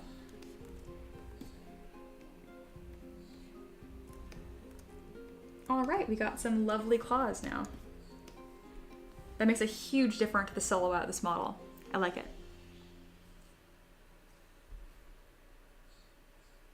Maniac says, no, you give great answers. Thanks. You're welcome. And then tie-dye is here. Ooh, cool. Thanks. I think you're new, so hi, welcome. There's been a ton of new viewers here, so if I missed any of you, I'm doing my best to grab you guys as I see you. And again, to people that have been lurking and hanging out the stream but not commenting, you guys are also fantastic. I just appreciate you guys being here.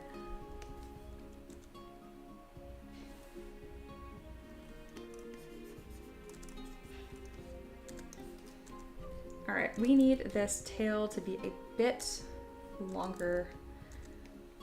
If you guys have any ideas for pose, let me know. This is gonna be an interesting one. It's gonna be on a mini, so, or it's gonna be on a base because it's a miniature. So it can't be a pose where she's like floating in the water because she will not be floating. She will be a physical thing. But like what way her tail should wrap, or I don't know. Let me know if you have any ideas.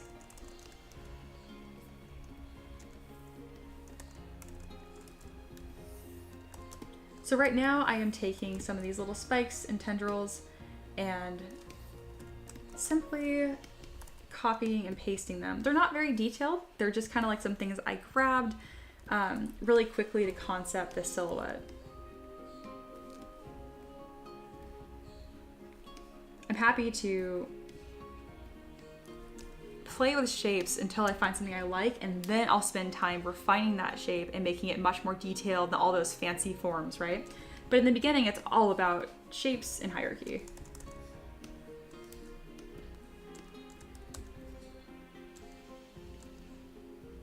I think I want these to be a little like spindly. And I'll continue that same thought through her crown.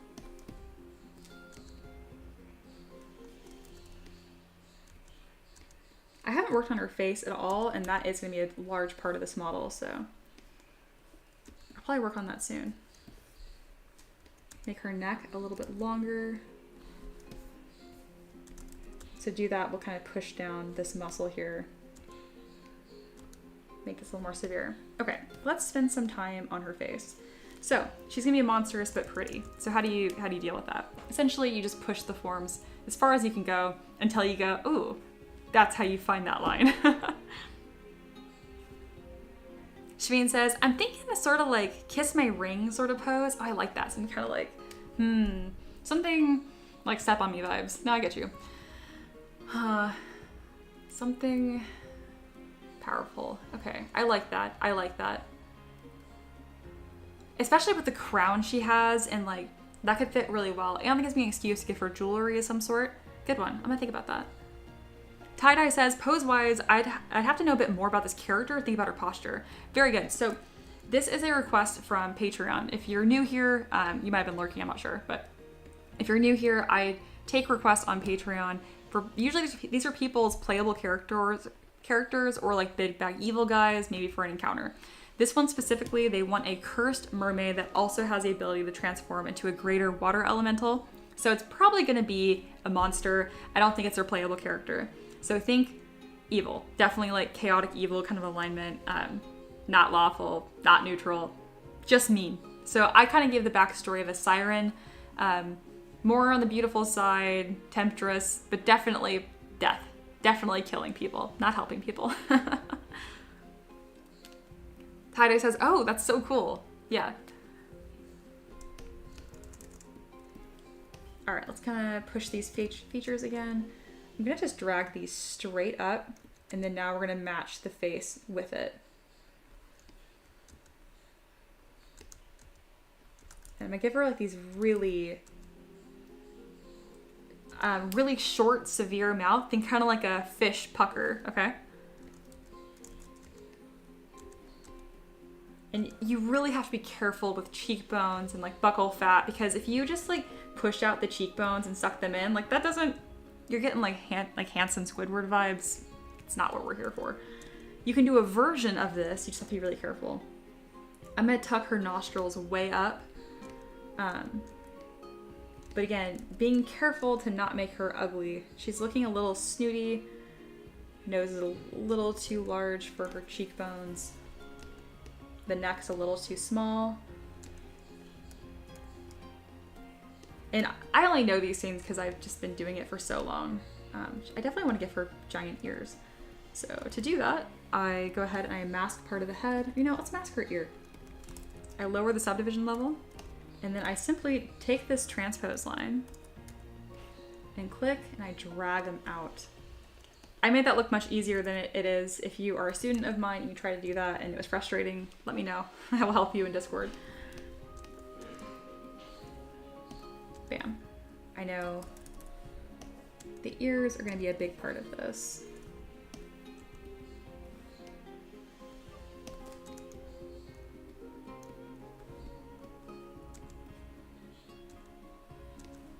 All right, I really like that more severe expression, and I definitely want her to look unfriendly.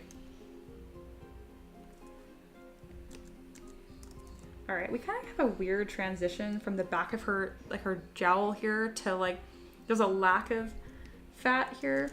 So I need to add that back in or smooth it to be nice. Her features are already pretty severe. I can bring this cheekbone out more, but I can't take away any more material without her looking gaunt. There we go. That's better.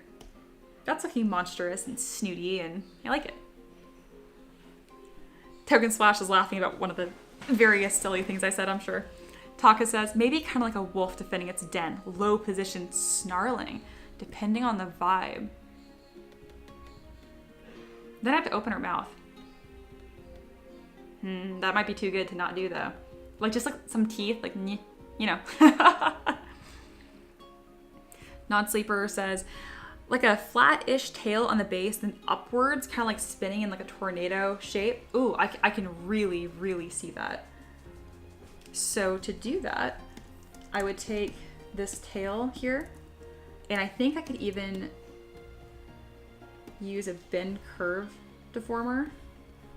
So if you guys are looking at the screen right now, you can kind of see this is similar to the idea that he just suggested. It's going to be kind of like this. Spiraling tail upwards. That'd be cool. I will keep that in mind. Good suggestion. Dragon says, I'm getting, quote, I eat people for the giggles vibe. Absolutely. Absolutely. Tie-Dye says, if you want to go for the underwater vibe, a staff that her tail semi-wraps around or a rock that she perches on her hands could be a good addition. That would be fantastic, and it makes the base more interesting, because let's be real, no one likes painting bases. You want to paint the character, so if there's something nice happening on the base, that makes the whole thing more fun. Yeah, good call. All right, I need to add some more like bony landmarks on her shoulders to keep this more monstrous look going. I still love I eat people for the giggles vibes. That's accurate. I also think some more like severe marks on her face would be nice. Something kind of like that. Yeah, this is supposed to be a cheekbone, which I'm mostly fitting correctly, but not really. See, that's kind of pushing it on the too ugly side. I'd rather replace that with some like fin lines. This is supposed to be a scapula, which is your shoulder blade, but I like to use these however I want. Got a hip bone. Nah, not liking any of these. I think I want this to be, it's actually gonna be somewhat similar to the previous character we made on stream together, which was the Storm Sorceress. I need to turn on Lazy Mouse more. Something that's gonna really complement that cheekbone. Let's go lighter. Again, I'm just kind of like throwing some shapes on here so I can then zoom out and see how I feel about them.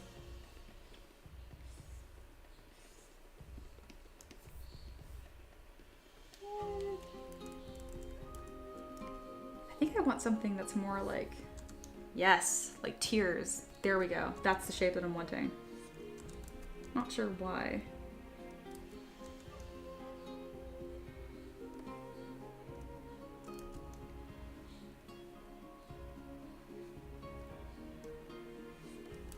You know, this is really reminding me of, I'm thinking of like Attack on Titan, like the stripes. Because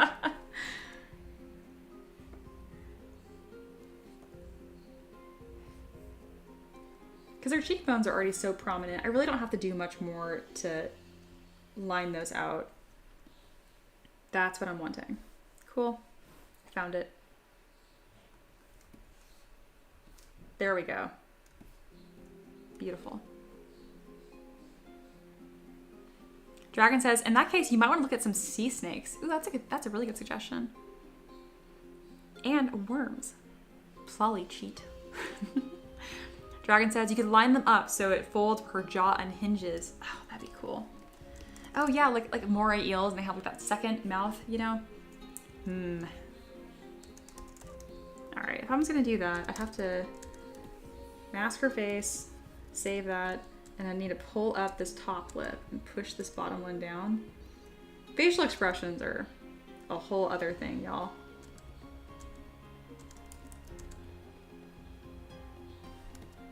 No. And obviously I need to smooth out that issue there and then bring those teeth forward. You know, I'm gonna give her more of like a snotty look because the amount of work that's gonna take that I did not initially plan on, it's gonna make this take too long. Okay.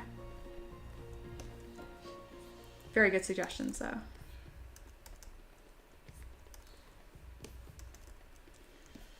I want to do some more like striations on her chest.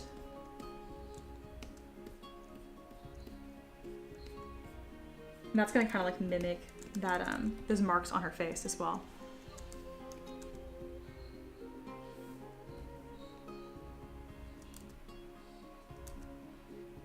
I don't even know why I like this so much, but I really do.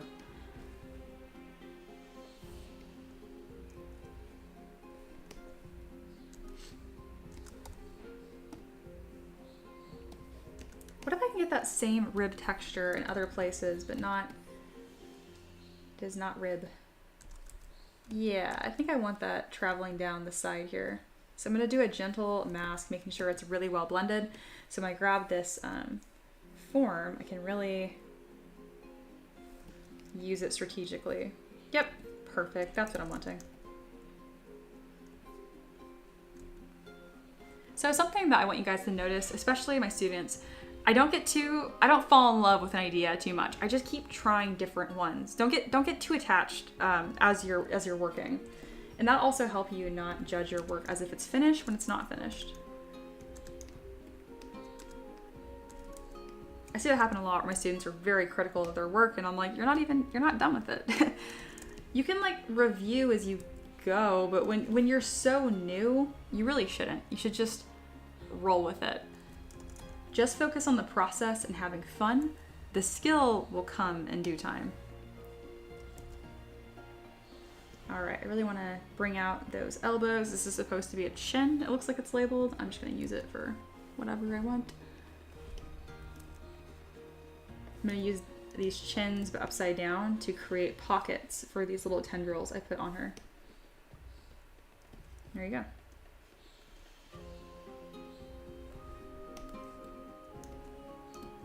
We've come quite a long way, haven't we? Cool. So yeah, on this stream we have done 3 characters so far. Technically the first one was mostly done, but still true.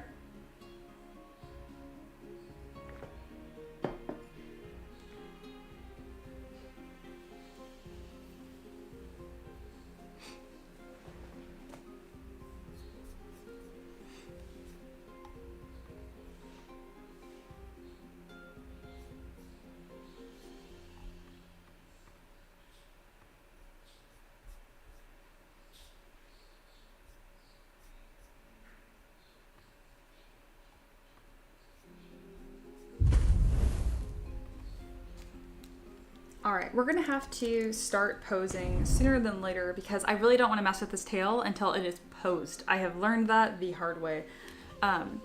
Let me look at some references for mermaid tails.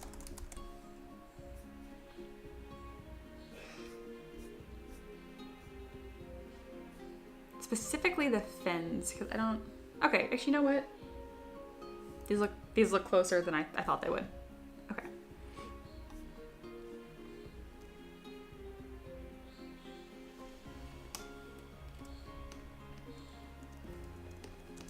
So something that I'm missing here is I have the fin part, but I don't have like the structural tail part. Here, I'll show you guys what I'm talking about.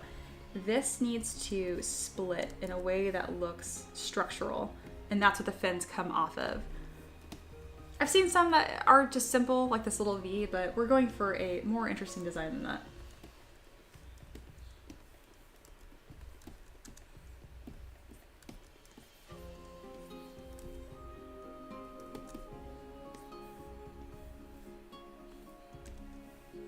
There, see how much better that's already gonna look just by having it a little more intentional. I do need to merge these pieces together so I have that flexibility to move them around. These also need to be their own piece. A little bit of management here. Merge these down, and now we can treat these as one subtool and really start messing around with some forms. There we go. That's already made her look a little bit taller.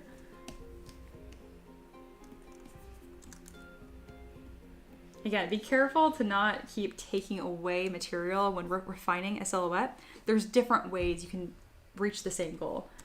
And if I can, I like to add material rather than take it away. This is going to be blended into the body in a very natural way. But for now,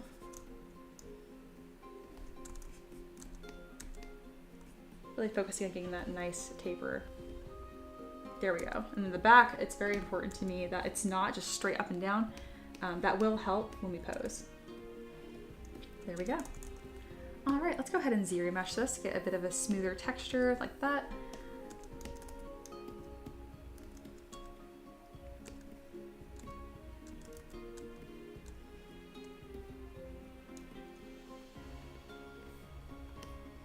And I want these to be pretty sharp, because that's kind of like a form language we have going on here of like communicating like villain, right?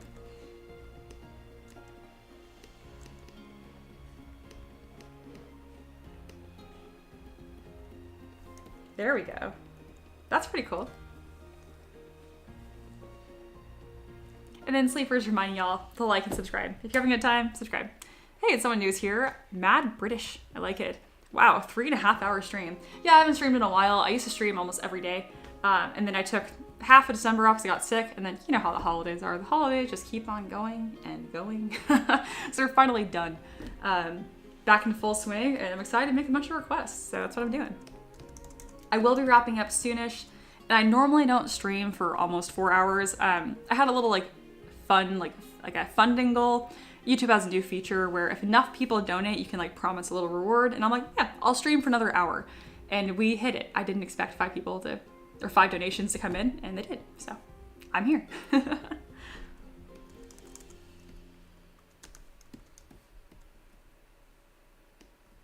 All right, it's important that this doesn't get too thick either. I really want this to be elegant looking still, and then I can use a pinch brush to really exaggerate the sharpness here.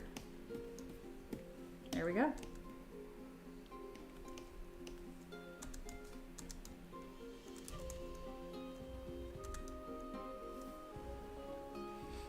Whenever I'm feeling tired on a stream, it's been going for several hours, I always try to remind myself that this is my full-time job now and I absolutely love it. And I'm like, this is so much easier than working 9 hours in an office.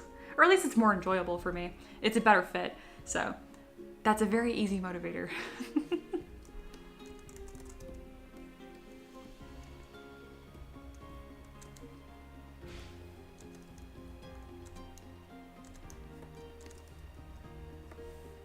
So the end of her ribcage is getting a little lost here just because I have this texture continuing down. So right now I am defining it, even though, she doesn't breathe. They breathe water and they can be on land. I don't know. Not a mermaid. Wouldn't know. I'm gonna assume she has ribs.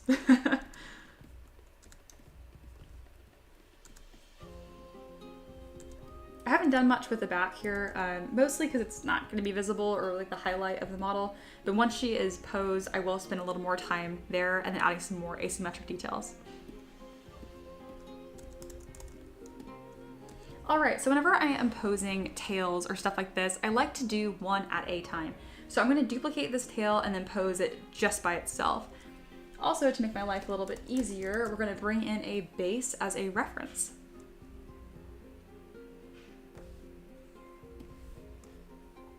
I have an entire pirates collection I did a year or so back that has over 100 models, so I have lots of pirate bases to grab from. The scale won't be exact because I haven't measured it, but I can just eyeball it.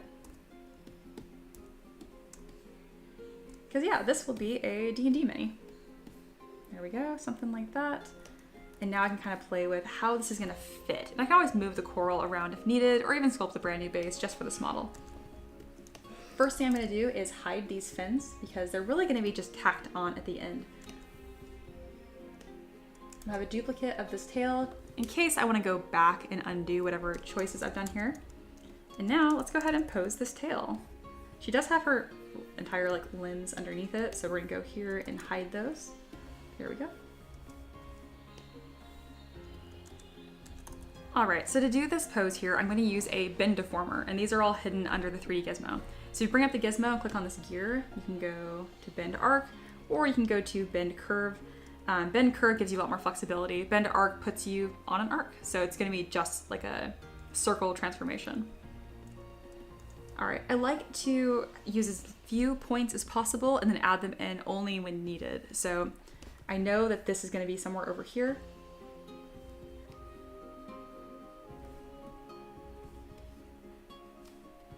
Here we go. Yeah, it's kind of a shark tail I ended up with, huh? And then pulling that.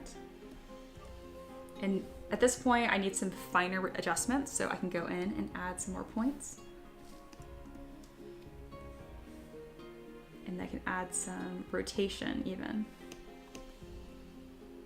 What's cool is you can even taper each of these nodes. It's a really, really powerful deformer. Where is rotate?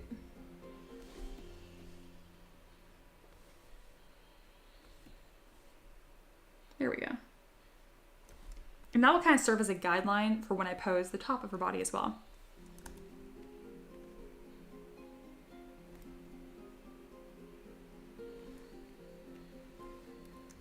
So I'm gonna bring this base up.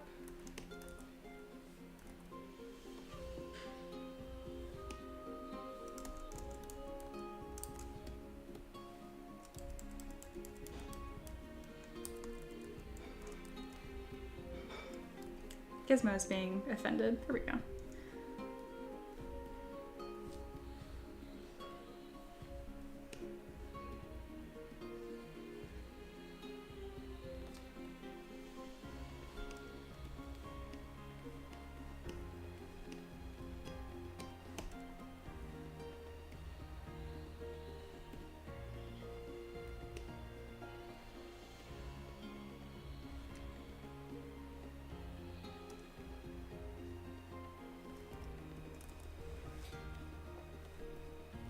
You can see now why I did want to detail this tail first. It's very important that you find your pose you want and then work on these textures. Otherwise, they're gonna like deform and warp the entire time.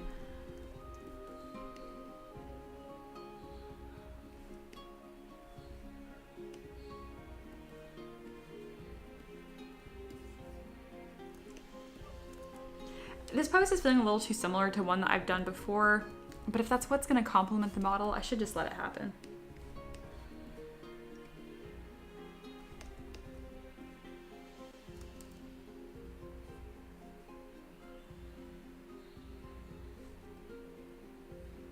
It is getting a little twisted up there, isn't it?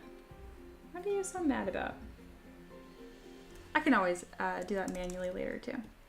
All right, this is gonna be a good base shape to start with.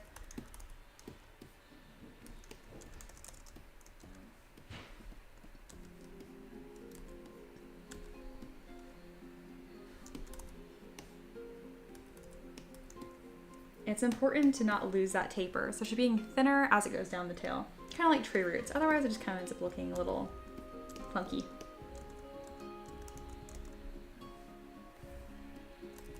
All right, let's see how well these fins fit.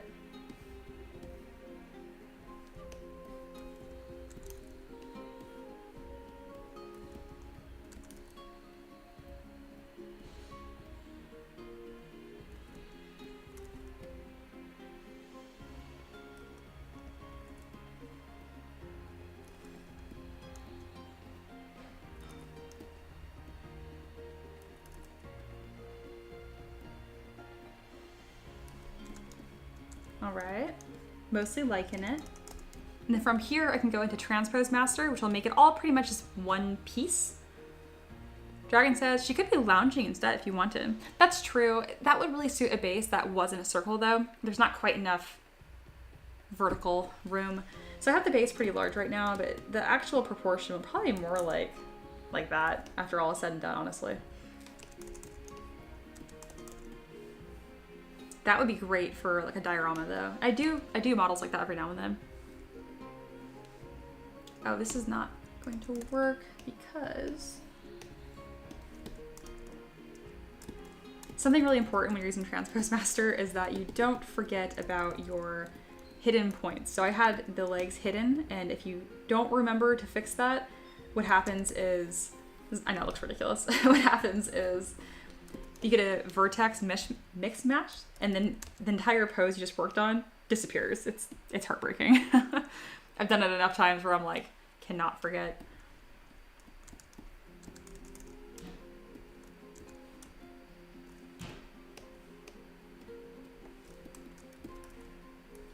You know what? I should work on her arms first, maybe? Nah, they're gonna be separate.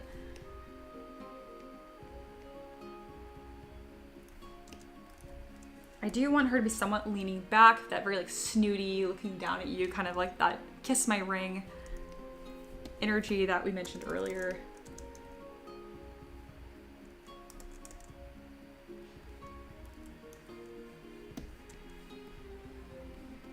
So I mentioned this earlier, but this is exactly the kind of model that I wouldn't pose in Character Creator 4. You can, but I find it easier to rig things that have two legs. Dragon says, someday I hope to get some of my writing projects published, and I'll definitely keep you in mind if I ever do something like a Kickstarter. That would be super fun. I've done a lot of Kickstarters. I think I've done over 20 at this point.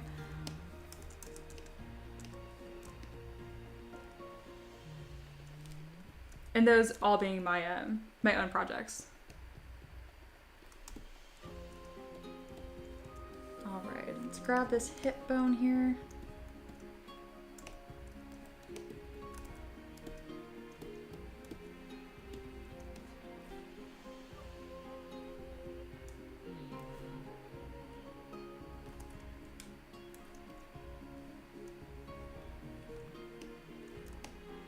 And I'm just slowly working my way up the model and bending at different points along her spine. That's gonna really help get this more fluid pose, especially because she's supposed to be like underwater, a mermaid.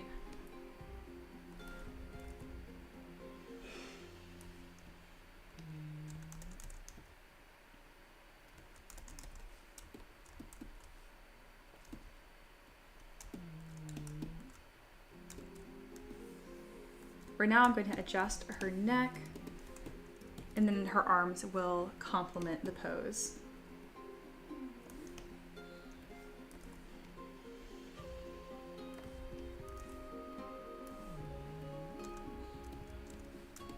And then her hair, I'm probably gonna have that weightless look kind of floating over here, but I'll work on that as I go.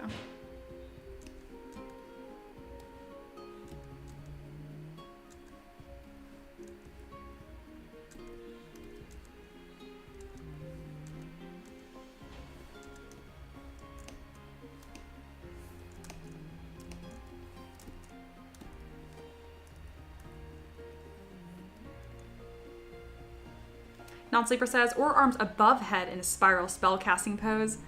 No. Arms above my head, bane of my existence. Sculpting armpits and the restructuring that has to happen on the back. Oh my god.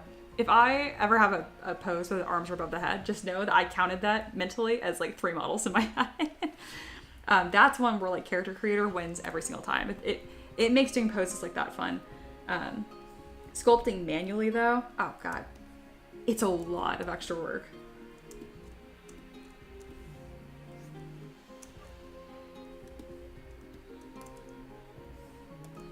Good idea though. All right, let's get this arm tucked down more.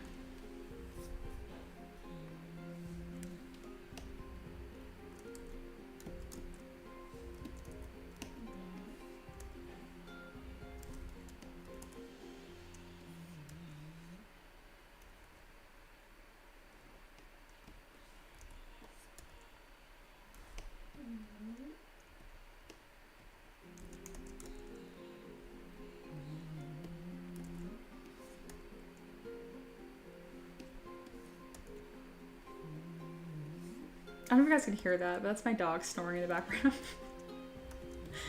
He's been in the room the entire time asleep, but he's really snoring now. I'm probably gonna have some sort of like water like spell around her fingers and arms. We'll see. Dragon says, the tiny legs like that scene in Deadpool. Yeah. Dragon says, well, that means it's good practice. Not at the end of a 4-hour stream.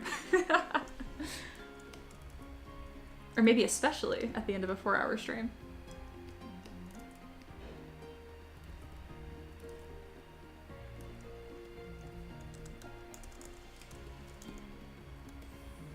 I'm not even certain what I want to do with the arms quite yet. I just know that I don't want them just floating in the abyss like this, so we are tucking them in for now. And I can kind of, I'm thinking like a shoulders out pose a little bit. Dragon says, I thought it was mine. Yeah, no, it's definitely, it might be your dog as well. Maybe it's a little symphony going on over there.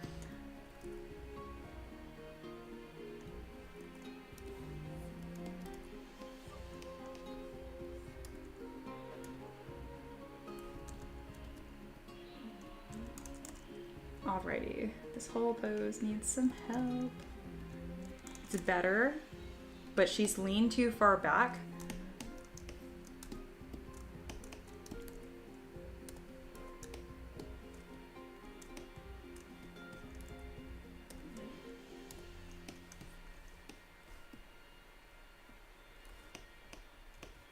There we go. This is more like this like hunting, bracing pose. If she was snarling with her expression, that would have really complemented it as well, which I still can do.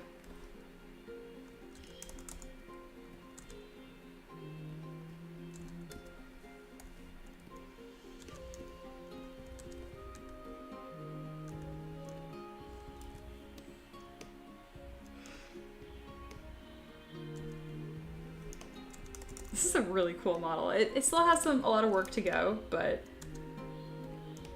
I'm pretty happy with the progress we made, considering we started this model today.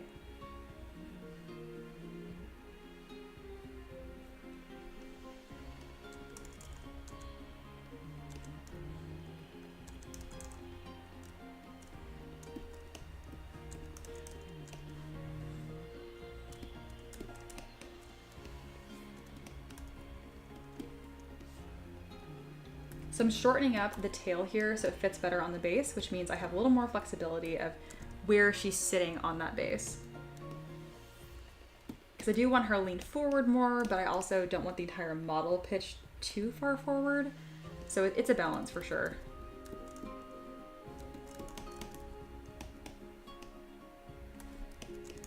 That's better.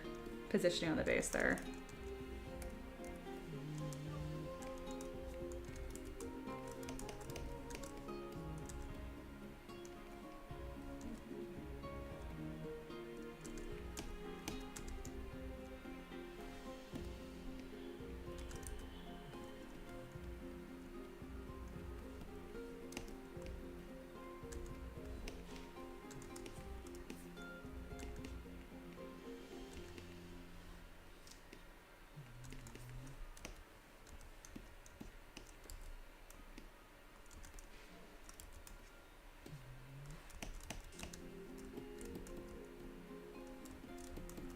Kind of lost these fins. Let's bring them forward again to recapture that silhouette.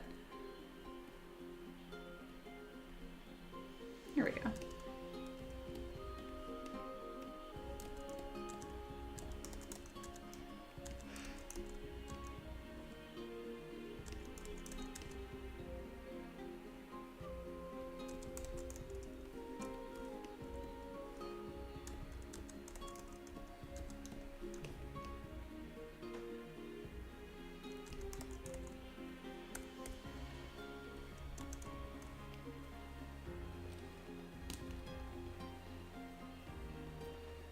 This has been a lot of work. This has been a really good stream though.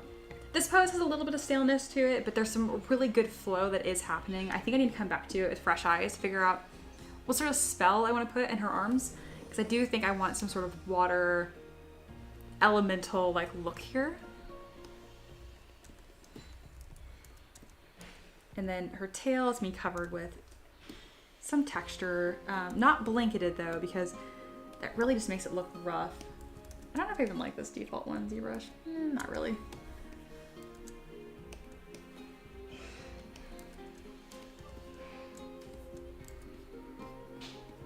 Something kind of like this though will be some sort of ridged, interesting texture.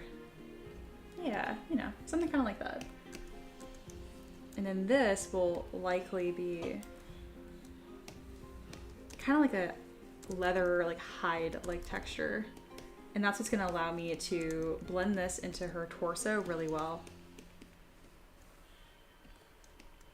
Just throwing it on there for future me as like a reminder. Something so it's not just totally smooth. And then to give you guys a preview, since I'm not gonna be finishing this model all the way on stream, but you can kind of see a little bit more of the direction that's in my head.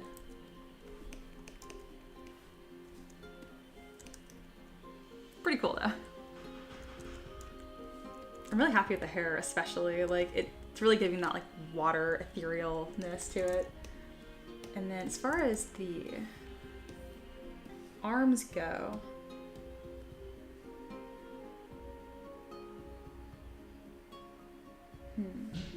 thinking, what if I did a ring?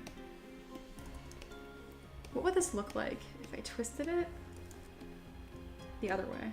Yeah, like that. Yeah, something like that. Oh, reset. That's okay. I'll just do it again. There we go. Except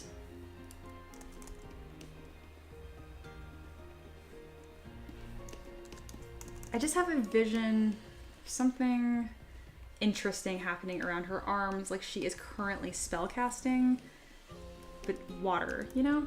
Like, isn't that interesting?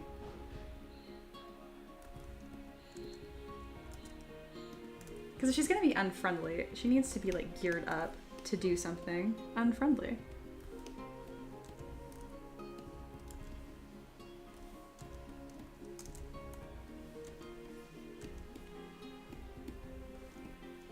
Yeah, what do you guys think about that? Because I know the pose is a little stiff right now, but it's because I have something like this in my mind. So maybe I can work on that concept a little more on the next stream, yeah? And then obviously we'll kind of get this blended better too.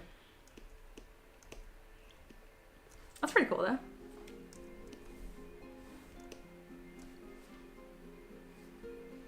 Someone new is here, Lava Seer, hi. And then what program are you using? Maniac's already got your back, but yes, I'm using ZBrush. Thank you, Maniac. Every now and then I get so involved when I'm doing that the chat gets abandoned for a second.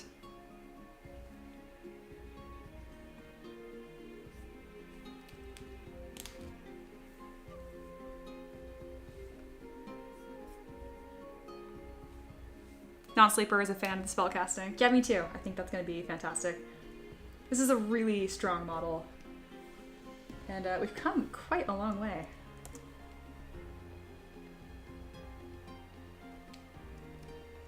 Let's get...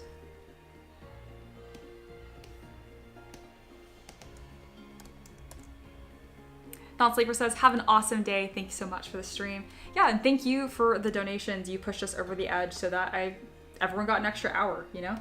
I really appreciate it. And it was cool to meet my goal on the first stream. So that I put that goal up. So thank you. I really appreciate it. Ah, this is cool. This is a really cool model. This has been a great stream. I really appreciate you guys for being here. So what's gonna go on next is tomorrow I'll be streaming again. And I usually start around 12 p.m. Eastern time. That's East Coast, United States. And same time as today. I'm gonna be working on even more models. I'll always have a poll going up so you guys can choose kind of what's next.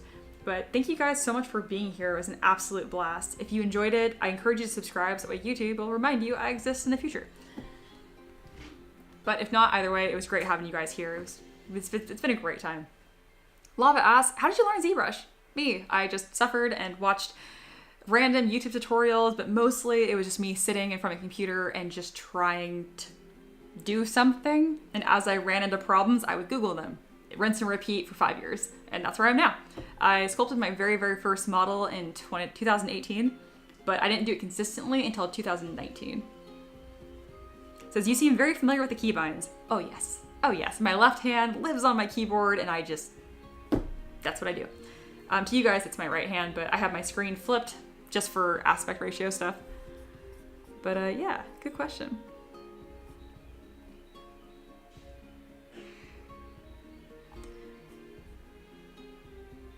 Gizmo says, post a reminder so I can share it again and maybe even show up. Yeah, of course. I usually will post it on my socials. Usually. If not, I do schedule the stream on YouTube, so it should pop up for at least 30 minutes beforehand. But yeah, I can also do that. I appreciate you sharing it. It does make a big difference. And then Lava asks, is there anything you use besides ZBrush? Not really. I mean, I also use a lot of any 3D printing program I need, so like Box or Litchi. I kind of bounce between which slicer I like more.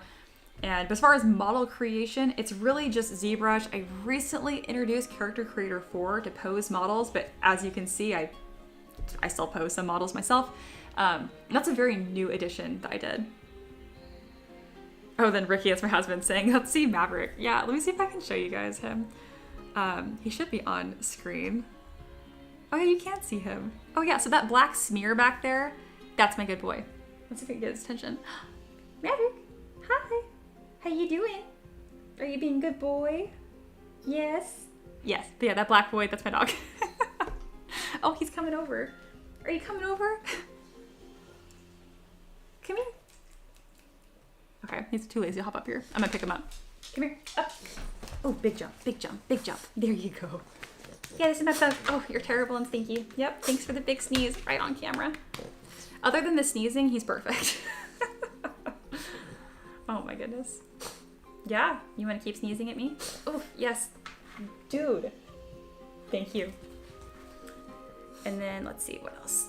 Lava says Litchi Slicer reference. Yeah, Litchi's pretty awesome. I think I use Box mostly right now just because they were really cool with me and they sent me a code for like a year for free because I make models and I was like, sure.